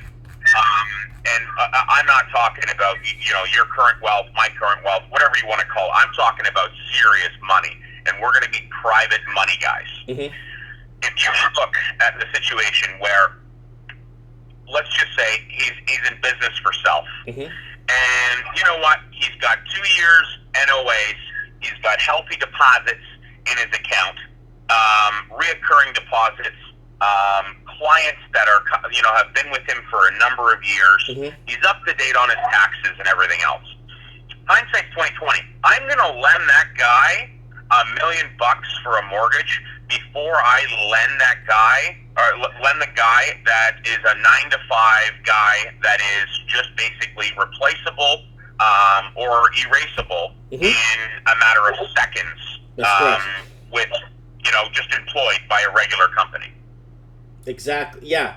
Well, obviously, you want to lend to the guy that's consistent and that could operate on his own 2 feet. Absolutely, because with that business, he's probably going to have some liquid asset that he could either sell, or he could leverage, or he could do something along those lines, where somebody, all that they're good for, and this is not to go ahead and knock people that are working 9 to 5. But I laugh at people when they say, oh yeah, you're successful, this and that, Steve, but it's hard to justify these taxes, and they explain their political views and everything else. And I look at them and I say, you know what? You talk out of turn, because quite frankly, you have no risk. And I said it once before. The biggest, Mike, tell me, what is the biggest risk that an employee, worker bee, 9 to 5, or goes in and does this 8 to 10 hour day? What is he or she's biggest risk regarding their employment? Losing their jobs. Not so much losing their job. Their biggest risk outside of a business owner, or such as you and I, their biggest risk is driving to and from the office. Yes. Yes. There's a construction story about that. A guy on his way to his site gets hurt and ends up becoming liable for the company became liable for him going to work. Yeah. Well, that's just it, right? And other than that, if they show up, they do their job. Next thing you know what? They're getting paid. They absolutely get paid, no questions asked. Oh, yeah, they get paid. Are you talking about going to work is a risk for the company? No, it's a risk for the individual. That is the only risk that they have. I see what you're saying. Surrounding their gainful employment. But let me tell you a construction story. Guy was going to a work site. He got hired, and he got hurt on the way to work, and he actually sued the construction company and won. You know what? I can see where you're coming from. Yeah. Absolutely. He's in a company vehicle, for sure. Same thing with all my guys that take their trucks home. If my guys take their trucks home and they don't come to the shop first, they're going to the job site, they are on company time as soon as one bit of the front tires or back tires hit that pavement. If they go and they back out of their driveway and they get T-boned, you know what? It's on me. Yeah. Yep. That's exactly. So yeah, that's another topic for another day. But yeah, I know the only risk they have is going to and from work, and they get a pay. It's like almost like a modified form of communism. You get paid regardless, right? So, you know what I'm saying? As long as you perform at your job, yeah, and you show up, they have to pay you legally. Yeah, and there's a lot of questions here. Yeah, I think. Yeah, I have it right here. I have one here. I have a question for Steve the plumber. What will this mean for future municipal tax revenues? Well, just look at Toronto right now with the with the downgrade in excuse me, the downgrade in sales, and sales have not been very good in Toronto. That's correct. A whole different story north of the 401. It's dead. The market is dead. Nothing is moving. Jeff O'Toole can confirm that. Everybody can confirm that. Any realtor, that sells real estate north of the 401, it is dead. Now, with that said, in terms of the land transfer tax and everything else, because in Toronto you get the double whammy. You are aware of that, right, Mike? Yes, that's correct. Yeah. So you're paying provincial, and you're also paying municipal. Municipal, yeah. What's it at, 14%? Oh God, I should know this off the top of my head. Somebody in the comment section, tell me what the municipal is. I think that it's compounded and it goes on a sliding scale, unless you're a first time buyer or whatever, and I think you get some sort of a reduction. Okay, continue. But yeah, to answer his question, look at the revenue that's gone, and that isn't there, and the city is trying to figure out what they're going to do. They're trying to fight, the summer of the gun again, with all the shootings, and I don't want to go there because that's just tragic.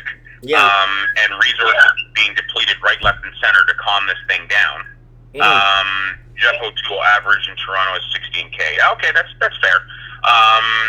And right now, what we're dealing with is there's no money that's coming in, or the amount of money that was coming in versus what is coming in is night and day. Yeah. So the same thing that's happening that was just announced in BC, I'm almost certain it will come here, and you're going to see things just go absolutely insane with the new measures. And that's how they're going to get the further tax. What about them taxing vehicles that are going into the city district now, into the downtown district? So they cut back on them with the same thing they're doing in London, and they're looking to do in Vancouver. Now they want to start taxing that too. Hey, and they almost put in tolls. But imagine every person that commutes from the 905, Richmond Hill, Aurora, Stouffville, Markham, Newmarket. Imagine what that would do to their disposable income if they put a 407 toll, or the applicable to that, on the DDP. You know what's going to happen? They're going to add an extra $12 a day. And imagine what that would do to actual real estate prices. In the 905. It will just cripple it. It will cripple it so bad. People are going to have to move back to the city to save. Yeah, absolutely. And that's how you're going to see a lot of people say, okay, that's fine. Maybe we should look at the city, or maybe we should look at moving closer to the city. Or if I was a business owner in the city, what I would do is say, okay, that's fine, no big deal. Why am I in the city? Why do I need to be in the city? That's what I've been telling a lot of tech companies. Come out to Merritt. Go out to, for Ontario, move to Owen Sound or something weird. Buy up a bunch of land for chump change. Build a huge tech company out there if that's what you're looking to do. People will flock to the jobs if there's work out there. They absolutely will. Yeah. And you know what? If you're paying some tech guy $120K a year, and he can go out there and he can buy a house for 50 cents on the dollar in terms of what he can buy in Toronto, and you say, okay, pal, I'm only going to pay you 80 or 90 grand. What do you think he's going to do? Well, obviously. He's going to take the job and he's going to run with it. Of course. And especially the cost of living is 80% cheaper in those kind of areas, right? You know what I'm saying? Yeah. It breaks down, and then your car insurance goes down, and then all your everything. Then you start buying from farmers markets. You eat healthier. It's just a win-win-win-win-win situation. Walt Disney was actually very smart about that, because I think it was in the 50s or in the early 50s, he was buying up swampland in Florida for chump change. And everyone thought he was ludicrous to build Disney World. He said, like, I'm going to build a theme park. And they thought he was nuts. Are you crazy? You're buying up swampland? No one's going to go out there and look at it. It's one of the most, they built basically built the entire city of Orlando around the theme park. Absolutely. You see what happens? All you have to do is they build it, they will come. You go out to Owen Sound or some Muskoka or something like that. You buy up some land for chump change, like I said. Open a nice tech development and a couple of low-rise condos for the employees. Boom! You start seeing people moving in. You start seeing banks moving in. You start to see other developers moving in. You start to see infrastructure going up. You start to see the city make more money in tax revenue so they can expand their highways and put lights on the highways at night. You start to see movement, and that's how this is how it all starts. Absolutely. I'm surprised that, I had a conversation with Mario DeSatis, the Lost Canucks, and he had mentioned what townhouses are going for, and he was talking to me about a vacant property. Mm-hmm. And he'd done a video as well, and he told me about the taxes and whatnot. And I'm actually surprised that Barrie hasn't attracted more tech companies. I get Waterloo ceases to exist, mm-hmm. based off it being a university town and a tech town. Mm-hmm. But I'm really surprised that Barrie hasn't done something a little better. I mean, their slogan, for God's sake, is Barrie means business. But I don't get it. It would be great to see people up in Barrie and the Muskokas and stuff like that, mm-hmm. Or further north, because Muskoka is quite expensive now. Yeah, I know. Okay, I'm not okay. Look, this is what I mean. Okay, let me go back to where's my trusty map here that I had. Had a map here. Like, I'm talking about like way out in the sticks. I'm talking about like 4 hours northwest of Toronto, or some bizarre, like just outside of Sault Ste. Marie or something. That's what I'm talking about. Oh, you're talking in the sticks. Yeah, I'm talking. You go out there just like Walt Disney bought a bunch of swampland until everyone told them that no one's going to go there, and look what he ended up doing. Same thing. You go up to the sticks, you open a tech firm or a company or something you're working on or some development you need land for. People will move there and start to buy up and build and buy vacant lots and start building their homes. Yeah, I agree. I absolutely agree. I often thought about, selling the business in Toronto, or the Greater Toronto area, mm-hmm. where I service, and, just saying enough's enough, and move out to, Windsor or someplace like that. Move to Merritt. Move to Merritt. You'll love it. Yeah, and just, open up, Steve's Plumbing Service, and my slogan would be, your shit's my bread and butter. Yeah, Merritt's a good town. You know why? Because everyone wears cowboy hats, and it's got a lot of potential, and there's a lot of growth potential in the next 10 to 15 years if they get a good council in there. You know what I'm saying? Yeah. So what are you going to do if you get voted in, Mike? Well, council is, you just go once a week for meetings, and around I think 5 or 6 in the afternoon once a week, and that's it. We just vote on stuff, and people bring their ideas to the city and stuff like that. It's nice. I think it's something I'm gonna be taking more notes on and understanding, because I really want to understand the underlying things behind it. I really want to understand what makes it tick, where the revenues are going, where are the expenditures going. I'm still trying to understand why are there some streets that have no lights? Why are there still some streets that still have broken cracks and holes and potholes? Why aren't these things being addressed? Why? There's a reason why, Steve, and we don't know, because it's something that's held in meetings. And then if I'm in those meetings, then I can understand and then actually give an answer to why these things are happening, right? Yeah, I agree. Yeah, absolutely. I know what you're saying. Oh, let's go out there and fix that pothole. it's damaging cars. I get that, but why? The main question I have is why isn't that pothole being fixed now for 6 months? What is holding back? And those are the answers I want to know. These are the questions that I have. Yeah, I agree. I understand what you're saying. Yeah, well, I mean, good luck on you, man. I wanted to ask you something, Mike.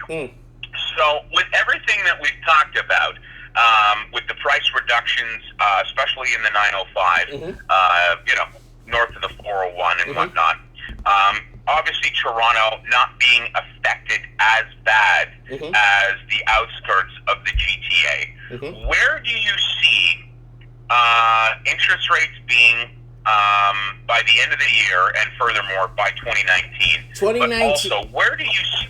Go ahead. First question, let me answer that. 4 rate hikes by the end of 2019. 4 rate hikes by the end of 2019. Yep, they have to. That's the only way it would work. Like I said, unless Canada or Canada itself, like investors, not the government, investors create 800,000 private sector jobs with a minimum pay of 50 to 60,000 a year that could actually that could be taxed by the federal government to keep the economy afloat without having to raise interest rates. Okay, fair enough. Does that make sense? Yes, it does. It absolutely makes sense. Okay. I understand where you're going. I got you. Okay. I got your reasoning. Okay. And where do you see house prices? Where's the bottom? Where do you think the bottom is? Dividing Toronto proper as one area in terms of percentage of declines, and furthermore the outskirts. Where's the bottom? Considering we've single-handedly, and Jeff O'Teal in the comment section, please correct me or confirm if I'm wrong. We have seen approximately 25 to 35%, depending on the area in the 905, in terms of price declines from the top, from the peak. So where do you see the buck stopping? Where is the bottom? The knife is following. Where do we catch it? Okay, I see in the outskirts anywhere from a 5 to 10% drop that's going to actually crash. Let me tell you why another 5 to 10% in the outskirts is going to crash more than Toronto proper. A lot of the foreign investors that did come into Toronto invested in properties and left them empty. A lot of them bought only in Toronto proper. A lot of the people that bought outside in the 905, outside of the 416, were the Canadian proper that couldn't afford to live in Toronto. So a lot of them left to move to Oakville, and then they couldn't afford Oakville, so now they're in Kitchener, Waterloo. So what's happening is the Canadian proper is getting pushed out further out of Toronto, and you're going to start seeing a crash happening from Barrie and Muskoka and all those places, Kitchener, starting to cave itself in towards Toronto. Toronto will be the last stronghold because there's a lot of money in Toronto, and the GTA Toronto proper, there is, what was it, 6.2 trillion in household in mortgages there? Yeah, it was something ridiculous. Yeah, so Toronto proper will be the last. Toronto proper will need a correction of about 30 to 45% for it to see a huge, massive sell-off and runoff on the housing market. But outside in the 905, you will start to see more people crumble and default because that is the Canadian proper that stretched themselves out to the limit and living off HELOCs and second mortgages. That's the ones that are going to see a bigger crash in a more sensitive market with less percentage drop. So even a 3 to 5% drop in the GTA, in the Greater Toronto area, would cause more grief and downfall than you could ever imagine. That if only a 5% dip in Toronto wouldn't change much because a lot of it is foreign money. Right. Yeah, I see what you're saying. And in the comment section, Jeff O'Toole just brought up a thing. He's describing what I call the demographic cliff, and it is coming hard and fast, if I may say so myself. Owen, he answered the $1 million question, or somewhat did. These baby boomers and the demographic cliff, as all these houses start to come on the market and they're selling off, whether they're downsizing or they're deceased and their next of kin are selling the properties. Owen said it perfectly. are they going to sell these houses to? Well, when who can afford who can qualify for $1 million today? Nobody. Remember that stress test calculator we did? Yes, I love that. That's like $300,000, $400,000 maximum, provided you put $100,000 down. Yeah. So, I mean, remember that calculation I did? You take your mortgage and you multiply it by 3. That calculates your gas, car insurance, cost of living per day, food. Multiply that by 3. That's how much you need per day to live. Remember you were freaking out in the comment section? Yeah. That's a lot of cake. Anyways, I got an article just from today saying impending baby boomer sell-off could cause housing crash, experts warn. Oh, where did you get that? I already had it open. I was going to read it in tonight's show. So I'm already on this, Steve. I'm already on this, buddy.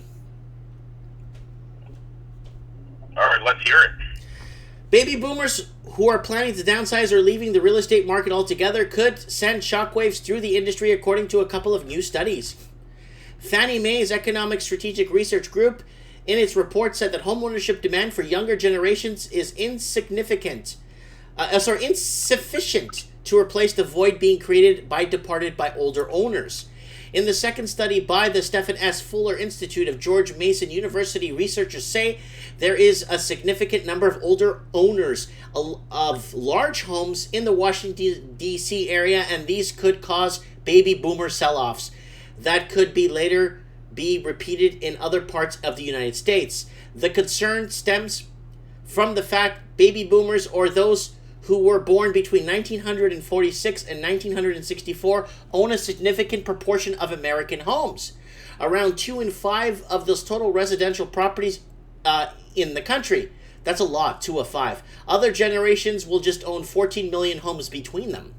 So this is, Owen was right. Baby boomer thing is going to be a big problem, according to this article here. I know they're referencing the United States of America, but that's still Canada's got boomers too, from Europe, right? That came in the 60s and 70s.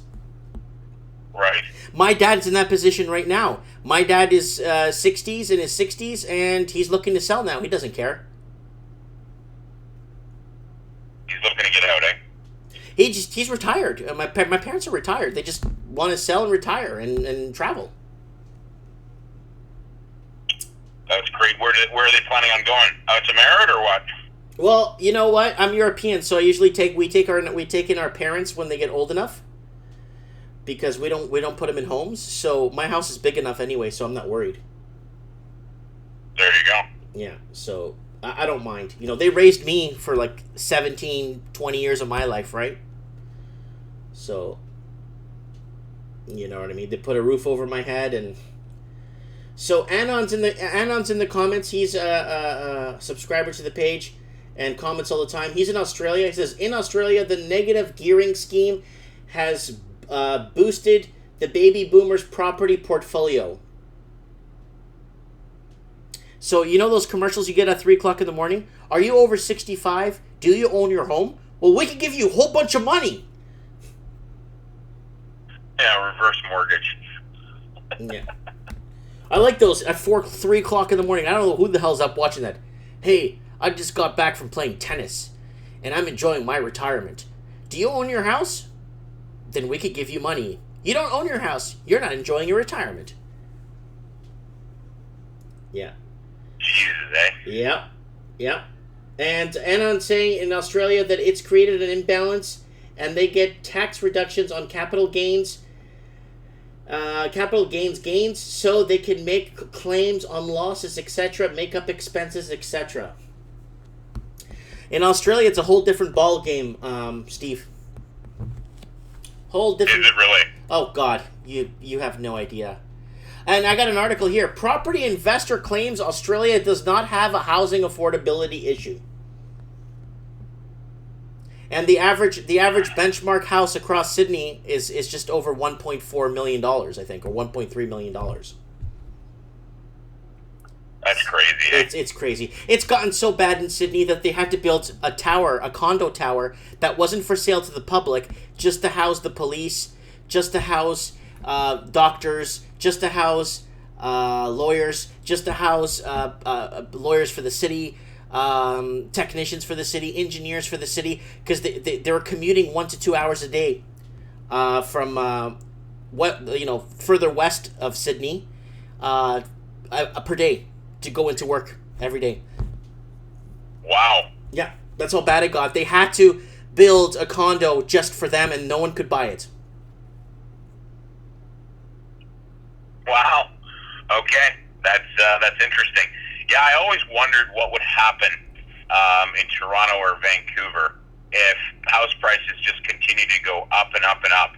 Well, remember that forecast I did? I did that forecast calculation. The average condo will be just around, one bedroom would be around 1.9 million in Vancouver if it keeps going by 2030, and then the average house will be 4.9 million by 2030. Really? Yeah. Wow. Yeah. Yeah. Somebody has a question, Steve.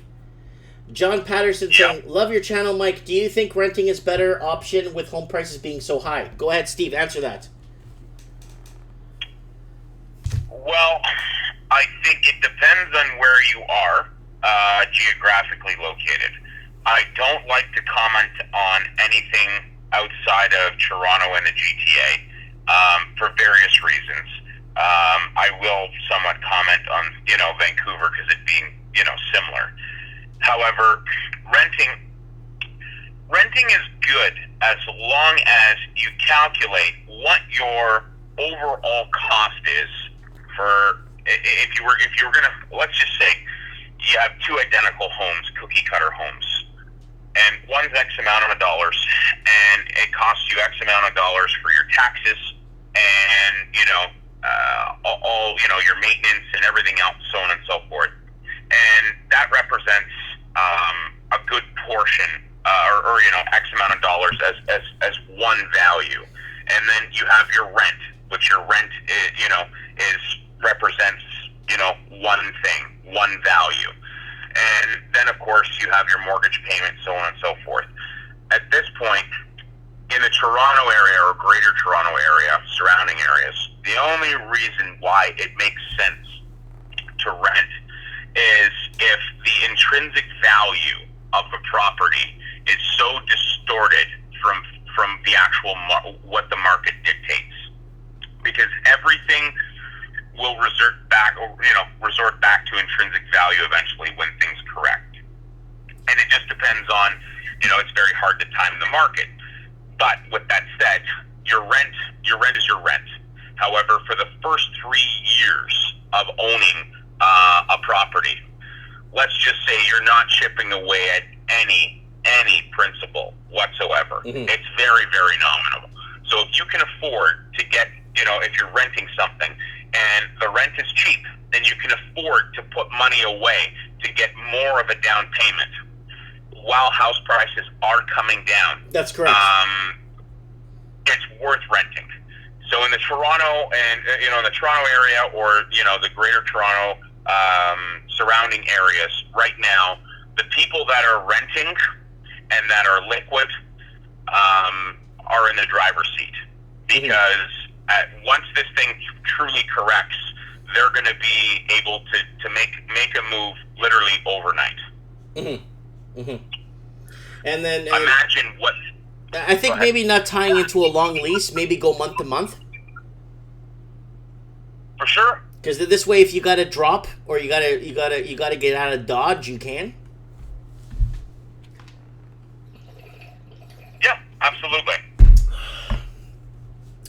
So someone had said something the other day, and they said, Steve, you're liquid, this and that. If you buy a house, yeah, that's great. I said, what do you think the best value? What would set you apart from a seller just saying, okay, yeah, we'll accept your deal? And apart from price, and you're going to go in and you're going to say, yeah, okay, I'm offering you X amount of dollars. Mm-hmm. And that seller's going to look at my offer, and you know what? Maybe there's another offer on the table. Mm-hmm, mm-hmm. There's a difference, and what really truly makes a difference is in that particular situation is if the offers are relatively the same, or you know what? Maybe they're a difference of $30,000, $20,000. and the other offer can't close until such and such date. And there's bridge financing, there's this, there's that.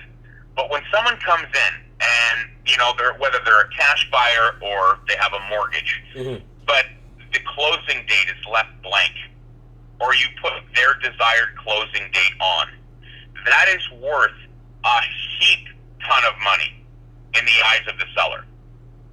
Yeah. I see. Yeah. I'm seeing. I get where you're coming from with that, but what about if housing prices gets to a stable level where they could rent out a room or maybe Airbnb a room, and that they could, especially if they're in a major city, they could actually sublet that room on a maybe 10 days out of the month. They can make $1,000, right? And that can help towards.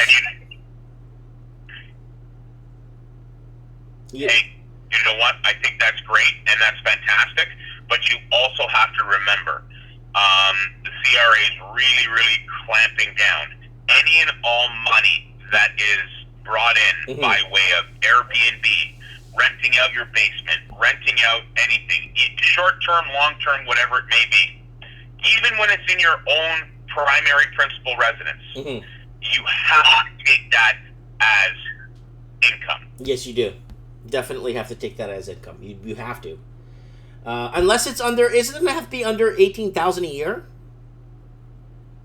I'm sorry? Is it, if it's under, I don't know the law, but I think it's if it's under a certain amount per year, you don't have to claim it. I know there's something like that too. But it's a weird number. If it's below a certain number, it's like, don't even bother. Does that still apply, or that's not the law anymore? Because I remember it was a weird number below a certain cost that you don't have to claim because it's not enough income. You know what I'm saying? Are you making reference to one's actual annual money that they make, or are you talking about Airbnb? I'm talking about, like, Airbnb will be considered as income, right? And if it's not enough income, you get what I'm saying, because it is considered income. So it goes towards what you make, but if you don't make enough to do your tax, to pay tax on it, what happens? You know what I'm saying? Right. No, I see what you're saying. I guess you have to figure out the ultimate question, is the juice worth the squeeze? So getting back to the original question, is it better to rent or to buy? It's a case-by-case situation, and it also is clearly geographically driven and more so current market conditions. I mean, let's face it, whether we want to admit it or not, we all know people that bought at the height of the market or very close to it. And clearly the numbers do not lie. I don't care what Kevin Thompson says or anybody says. If you put 20% down and you bought anywhere close to the height of the market, you very well could be in a negative equity position right now. I think down payment has evaporated. No, Steve, I think it's got to be like maybe more like 35% down, not 20. I think 35% down. Mean? Well, you're saying 20%. I think more 35% down. With respect to what? To being underwater, I think it's actually more. You have to put down because it's gone down more than 20% at the height of the market. Oh no, I'm agreeing with you there. Let's say they put the minimum down to have a conventional mortgage. Oh, 20%. Minimum down. Okay. But the ones that put 40% down, I think they break even, right? They very well could break even, depending on how you look at it in terms of land transfer costs and taxes, so on and so forth, and your legal fees, to get into the home for the, to make that all happen. But yeah, absolutely. Whether you put 20% down or 35% down or 30% for that fact, if you bought at or before, the height of the market, your down payment has virtually evaporated. You don't even own one light fixture in that house. Yep, you don't. No. Steve, can you give a message to the people out there that are that bought condos towards the height of the market and they're renting them out at negative, so they're losing maybe $600 to $1,000 a month, and they're paying out of pocket to keep it going? Well, it's it's actually quite, how do I put it this way? At a glance for 20,000 feet, it doesn't make any sense. The only time it makes any sense is if you are, okay, so every month you're in a negative cash flow situation, so you really aren't making anything income-wise. That's right. But also keep in mind, that money, that $300 or $500 that it's coming out of your pocket, that's after-tax money. So if it's $500, you would have, for all intents and purposes, had to make $1,000 to cover that $500 out of your pocket. Mm-hmm. Now, what organized real estate says is, well, that's the way to do it because you don't want to take it as income. And if it's a rental property, you just want to have to pay your capital gains when you go to sell the property. And that property will absolutely be worth more than what you bought it for. And you know what? That may be right for a little bit longer, simply due to the fact that the only thing that's affordable right now is the boxes in the sky. Mm-hmm. In terms of, that $500,000 to $700,000 price range. We've done the total debt service ratio. We know where people are at. We know what people can afford, and interest rates are rising. So that's the reason why you're getting this irrational exuberance surrounded by, the condos and the more affordable options. Without digressing, I think it's silly when you're holding an asset and it's costing you every month. Yeah. And then you better hope that you keep track of all that money you outlay, Mm-hmm. you put out. And by the time you pay the piper and, you go ahead and pay capital gains on that, when you go ahead and sell that asset, not as your principal primary residence in Mm-hmm. terms of the exemption, as a rental property, you better hope that those gains far exceed what you put out every month. Mm-hmm. There's somebody here. Otherwise, there's actually something really important in the comment section, and I've been talking about this every 2 to 3 shows.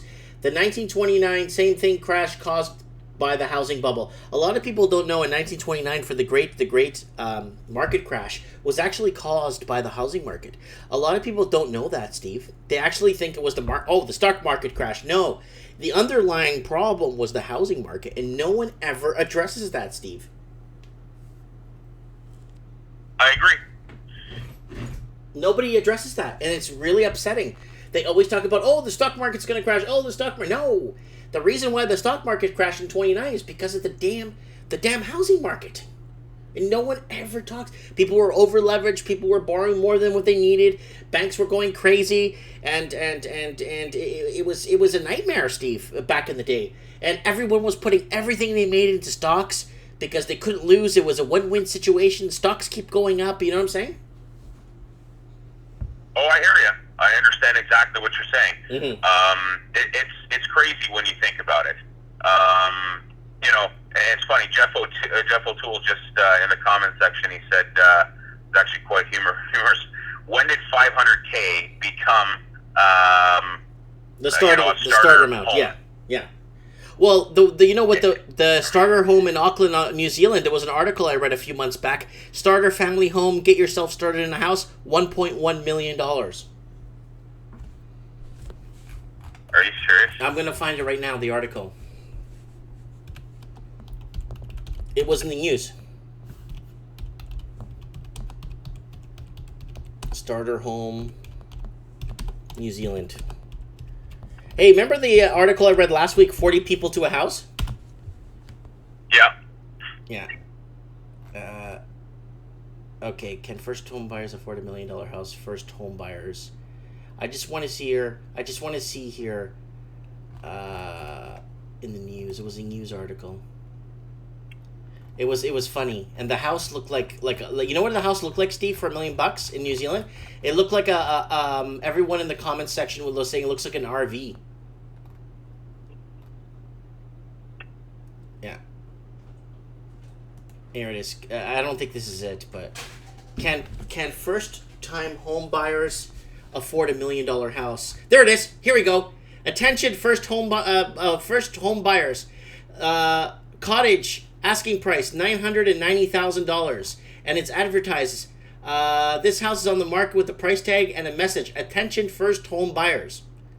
663 square meters, $990,000. Steve, my backyard shed is bigger than this house. Are you seeing this? Can you see this? Yeah, I see it. Yeah, let me get this my cat out of here. My cat's killing me here. But yeah, attention first home buyers. $1 million.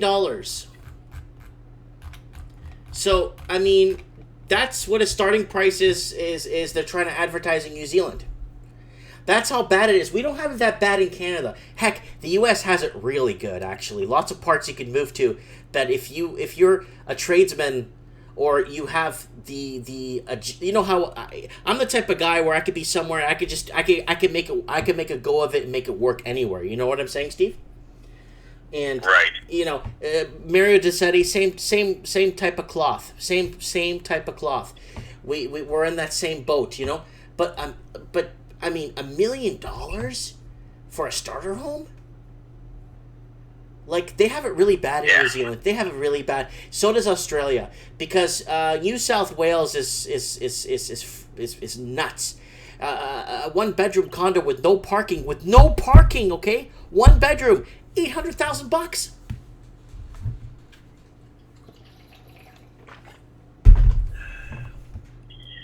That's insane. That is absolutely insane. Oh, I wanted to actually ask you, Mike, did you hear? I'm not sure if it was on. Oh, was it on BNN? Mm-hmm. No, it wasn't. You just Google it. It's actually quite funny. Organized Real Estate put out another article, and I think they duplicated this article again, where the Toronto home buyer, her and her husband, and I guess they had 2 kids. They wrote another letter, a deep, heartfelt letter to the sellers, and how they were going to make it their home and do this and do that, just so that the sellers would pick them, because multiple offers are, up and running again, and the market's going nuts and it's going crazy. Oh my God, I've never laughed so hard in my life. I'm not sure if you read that or not. Perhaps Jeff O'Toole did, or somebody else in the comment section. It was actually quite humorous. Oh yeah, there. I don't know if when the media. Okay, Steve, let me ask you this question. Bottom line, I need to know this. When is the media going to be given the green light to go ahead and say that prices are crashing? And when do you think that real estate agents will start reverting and playing the other side of the coin and start to say, "Hey, prices are slashed down. Come and buy. When would the media be given the green light to actually report on what's actually happening? See, someone asked me this the other day, and it's funny. I'm not sure if you remember or not, but the Toronto Star in 89, 90, 91, it took them almost 2 years to admit that we were in a recession and the housing market went down the tube. It took them 2 years to publish something. Right. So, you think another year? It'll take 2 years. I don't know. I don't think it'll take another year. I think it's going to take, at least another 1, maybe 2 rate hikes before they say, hey, hang on a second here. These numbers, what's going on here? And, the real estate board constantly massaging the numbers and making them look like they're in their, everything's rainbows and unicorns and things are on the way up, and the damage is, it's done, and, things are going to be fantastic. I don't know, Mike. I'm not sure, because you have to remember something. Organized real estate, they are paying so much money to the, to news media outlets, especially the Globe and Mail. Okay, to all they do is write positive, articles about the real estate market, just so that people, have some sort of something to go on in terms of some sort of comment, that everything's fine, that it's okay to go out and buy that house. When it's not okay to buy that house because you can't afford that house. Of course, it's out of reach, and they're making people believe that if they don't buy now, they're never going to own. And now, today is the what day is it today? Today is the 26th of July. Okay, it's the 26th of July. Today, I hereby declare Jomo Day. Joy of what is that? JOMO. What is it? There's FOMO, fear of missing out, and then fear of paying too much, FOPTM, and then now we're in JOMO, joy of missing out. I see. So today's JOMO Day. I officially July 26th.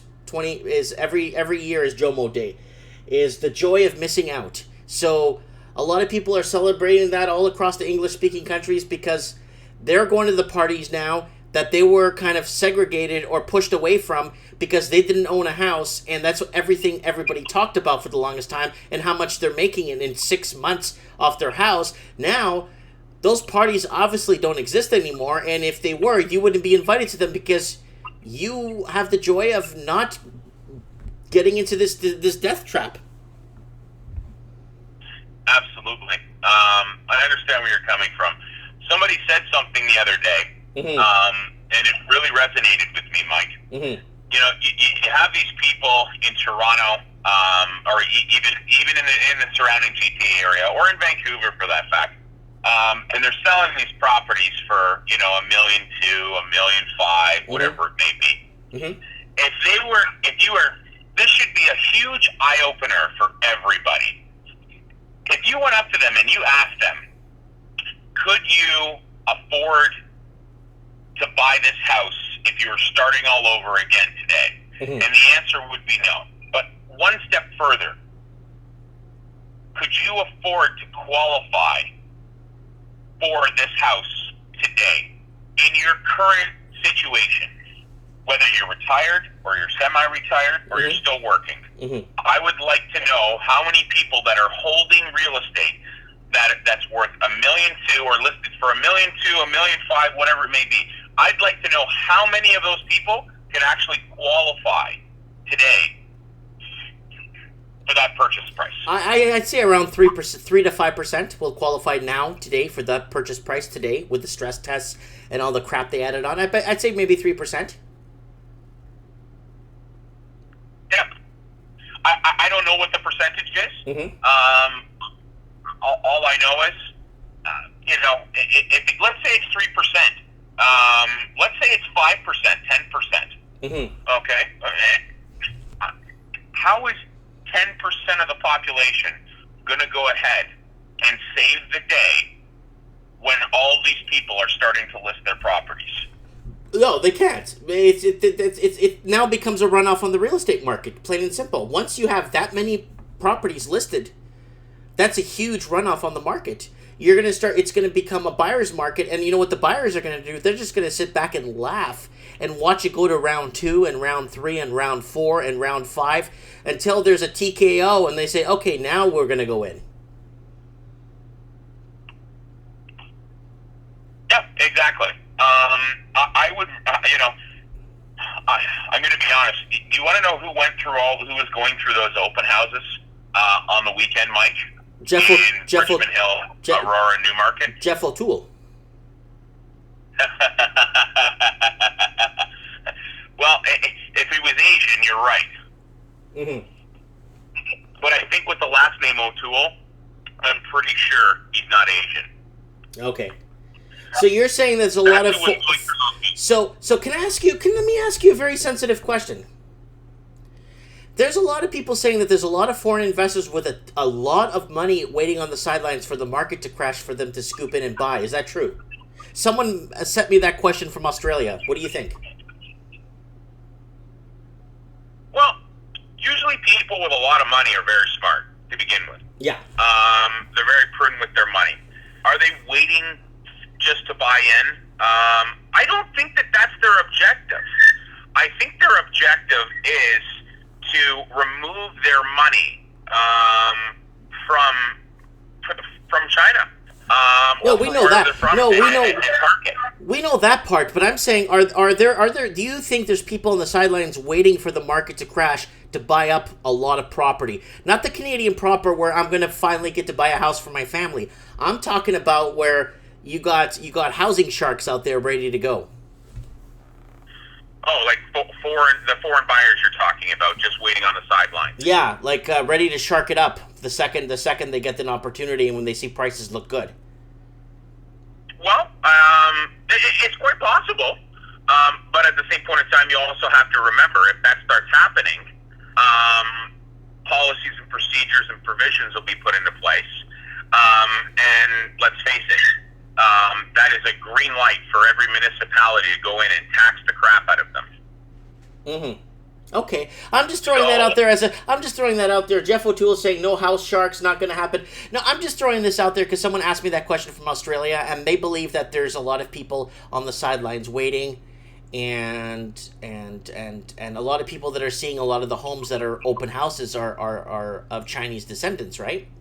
So that's why you kind of put two and two together, right?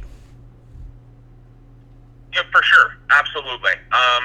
I don't necessarily think that they're waiting on the sidelines to pounce. Okay. Because as soon as they get their money out of the country, they want to park it somewhere. And they that's just how they roll. There's too many other options to go and park your money. I mean, for God's sake, look what's happening in Montreal right now. Mm-hmm. Prices are skyrocketing there. Prices are out of control there. They are, and they're going to continue to go up until they put something in. Yeah, but my friend Kevin Tavares is there on boots on the ground, and he's telling me, man, that pricing is out of control right now.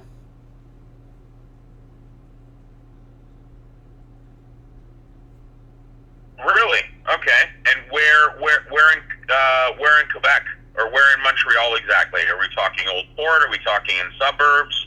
Are we talking whereabouts? So okay, let's read the question out first. It says Rainer Mola said, "Been 2 years since people are saying it's going to crash. During these 2 years, some of my properties appreciated by $2 million."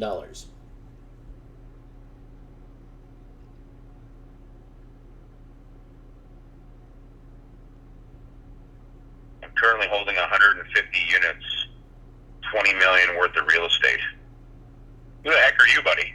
So this is Rainer. Rainer's saying, is that you, Kevin? Could be Kevin. He could have switched out of accounts.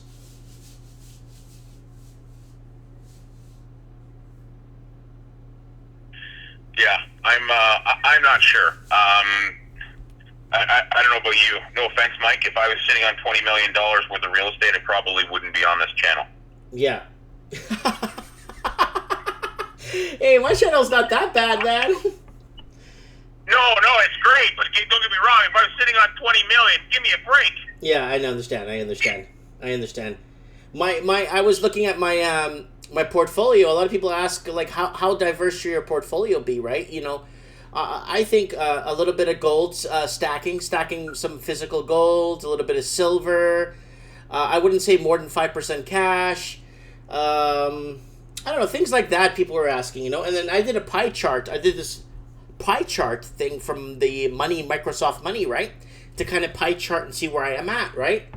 And then I have my business. I just what I take is my product and what it's valued at. I don't add anything to it.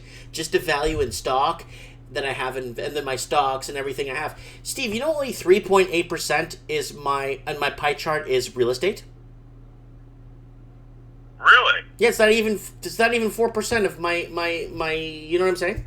Mind you, I bought my house for nothing too, right? So I was just going to say your capital cost for the asset was very, very low, and that's great. I mean, there's something to be said about living mortgage free, and boy, oh boy, I wish more people knew what that felt like, because living mortgage free, you sleep better at night, and you own your house, and you don't have to worry about having that that payment ready to go on the first of the month. Mm-hmm. You know what I mean?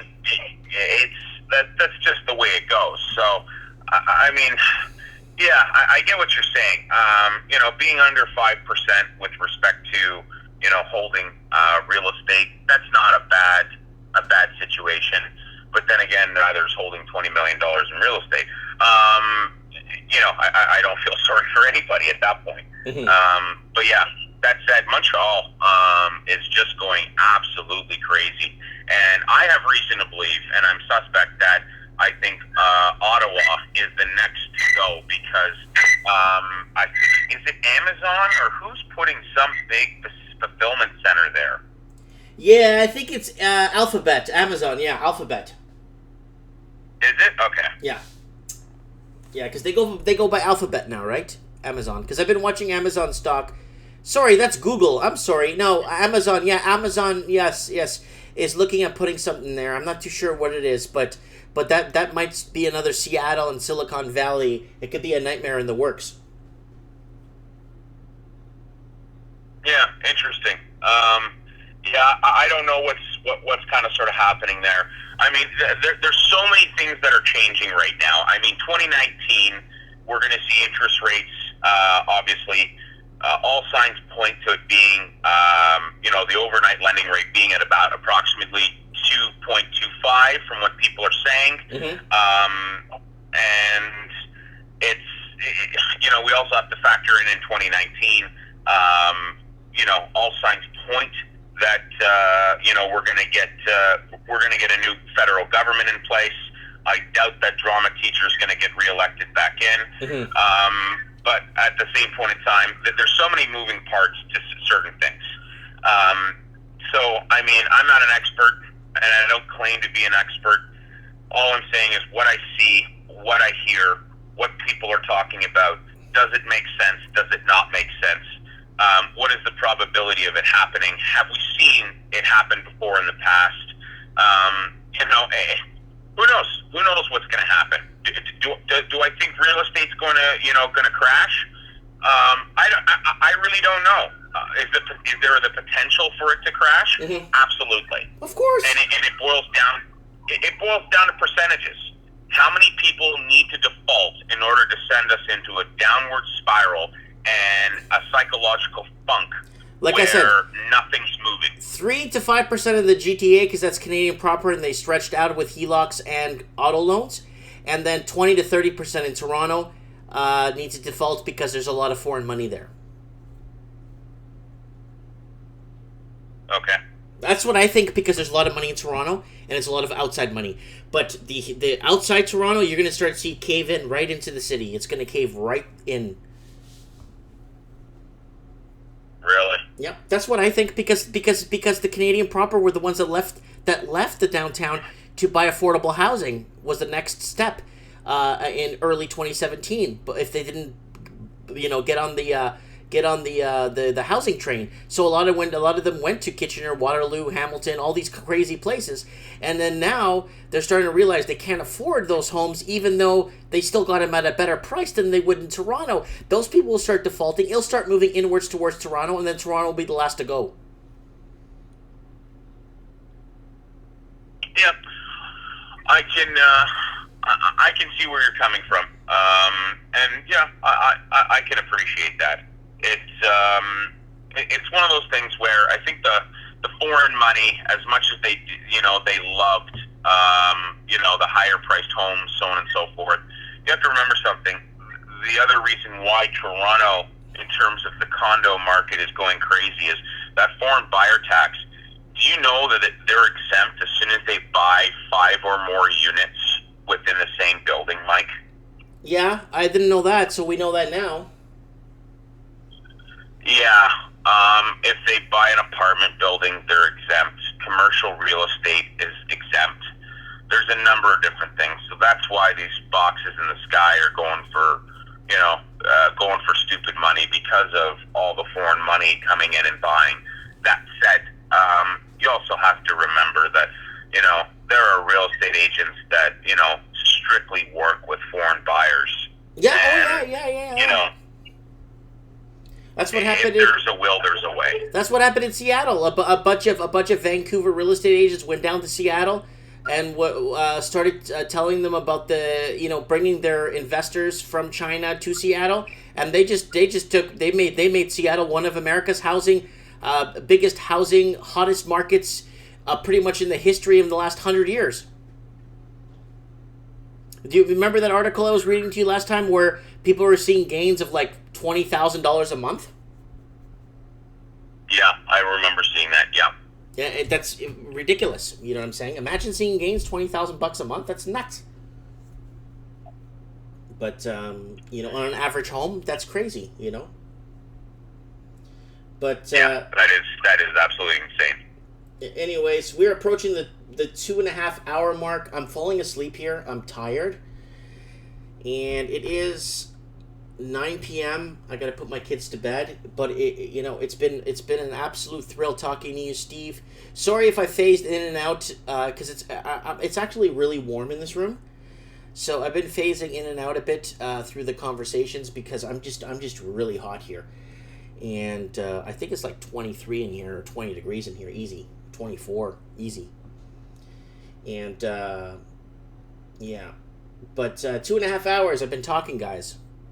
And Steve, you've been on for like always a pleasure, Mike. And you've been on for an hour too, buddy. Yeah, I have over an hour actually now. Yeah, an hour and 20 minutes you've been talking. So yeah, I think you need to get some water in there in that system. Are you air conditioned where you are? Absolutely. If I wasn't, then that would be pretty bad because I do it for a living. Yeah, I know that'd be sad. Actually, yeah, you're right. Okay. Anyways, I'm gonna hit the hay for a bit. I gotta open the shop tomorrow and play some board games. Oh, Mike, quickly, sorry, I just wanted to say something. If Jeff O'Toole, I think he's still on, if he could send his contact information to you via email, that would be brilliant, and please pass it on to me. I'd love to meet up with Jeff for a coffee or a drink, and just pick his brain a bit. Hopefully he's all right with that. Sure. If he could send his digits your way, I'd love to connect with him offline. Okay, Jeff O'Toole, contact me, buddy. You can contact me on my Facebook page. There's a link above on the channel. You can find my Facebook page. Guys, don't forget to support the transmission by shopping at my eBay store. I got so many cool things to buy for family and great gifts, ideas for everybody. Business is booming in merit for me, but I can't believe how well my store is doing, Steve. I mean, it's just a blessing all around. You know what I'm saying? You know what? That's fantastic. I'm envious of you. I think it's great that you basically did an about face and just went for greener pastures, and now you're in the driver's seat and you're making money, and you've laid roots, and you're where you want to be. You live in a fantastic property, a really nice house. I'm excited to see it, and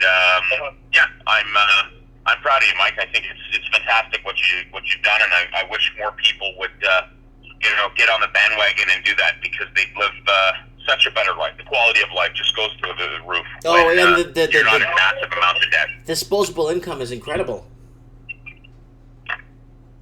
So absolutely, for sure. I'm sure I'll see a nice Corvette or Ferrari in your driveway shortly. Anyways, guys, good night, everyone. Good night, Steve. God bless, and don't forget to hit the subscribe button. Get this out there and share this on your social media. Thank you so much, everybody. Cheers. Good night, Mike. Good night. Good night, everybody.